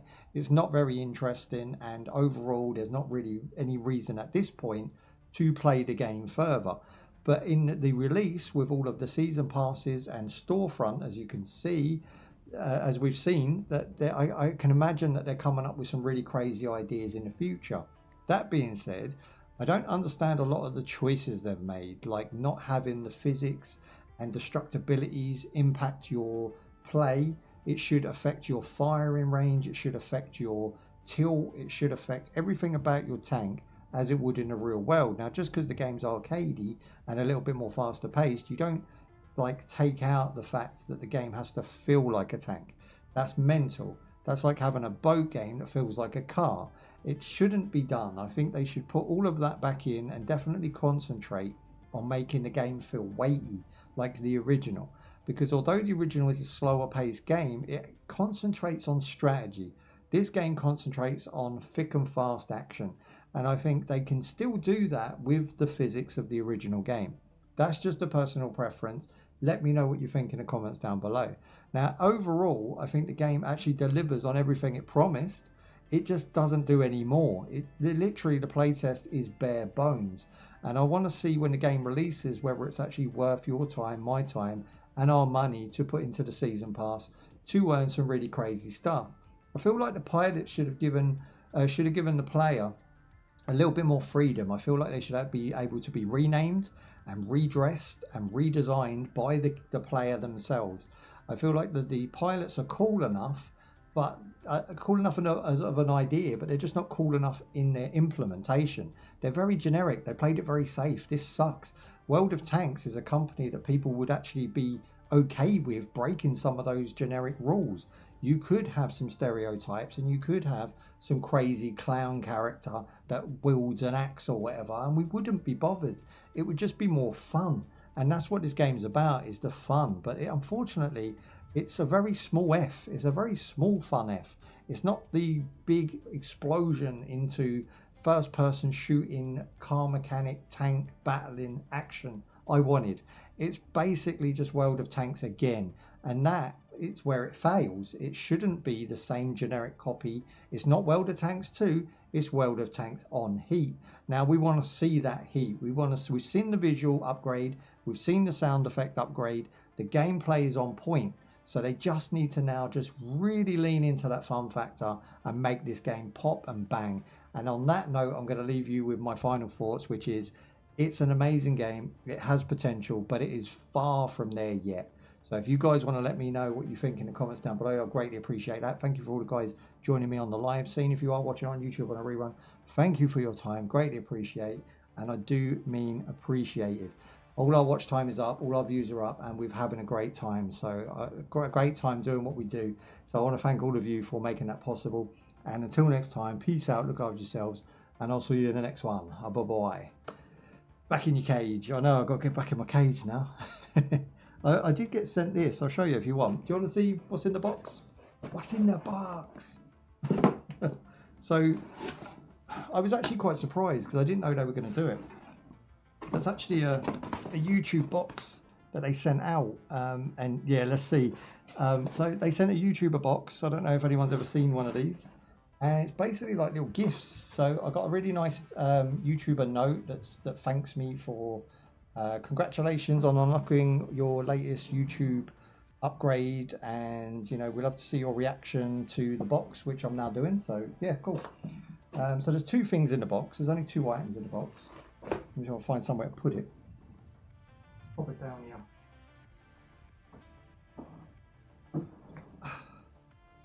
Right. I can probably take this off now, can't I? Right, so firstly is a XD mug. which is like a thermos flask. I'll take that out and show you. But of course, in YouTuber fashion, it's branded, right? How cool is that? That is the coolest little thing. So you unscrew the lid, and inside is like a thermos flask, but it's metal, which means it's going to last the test of time, and we can put our juice in it. And yeah, that's really awesome. I like that. That was a very good, thoughtful idea. Now this one, I don't know if they're taking the Mickey Mouse out of me or not, because we do mention man bags very often, and we do like to, you know, rip on the generation that is a roadman. But they sent me a roadman bag. I don't actually think it is. I think it's to put this inside to keep it nice and warm. But the special thing about it again is that it is a very fine wearing material, and it's got YouTube branding on it, which is really awesome. The only thing I'm missing now is the YouTube top, and I am fully in the YouTube team. So yeah, I'm on crew. So they sent me this. I don't know what's inside.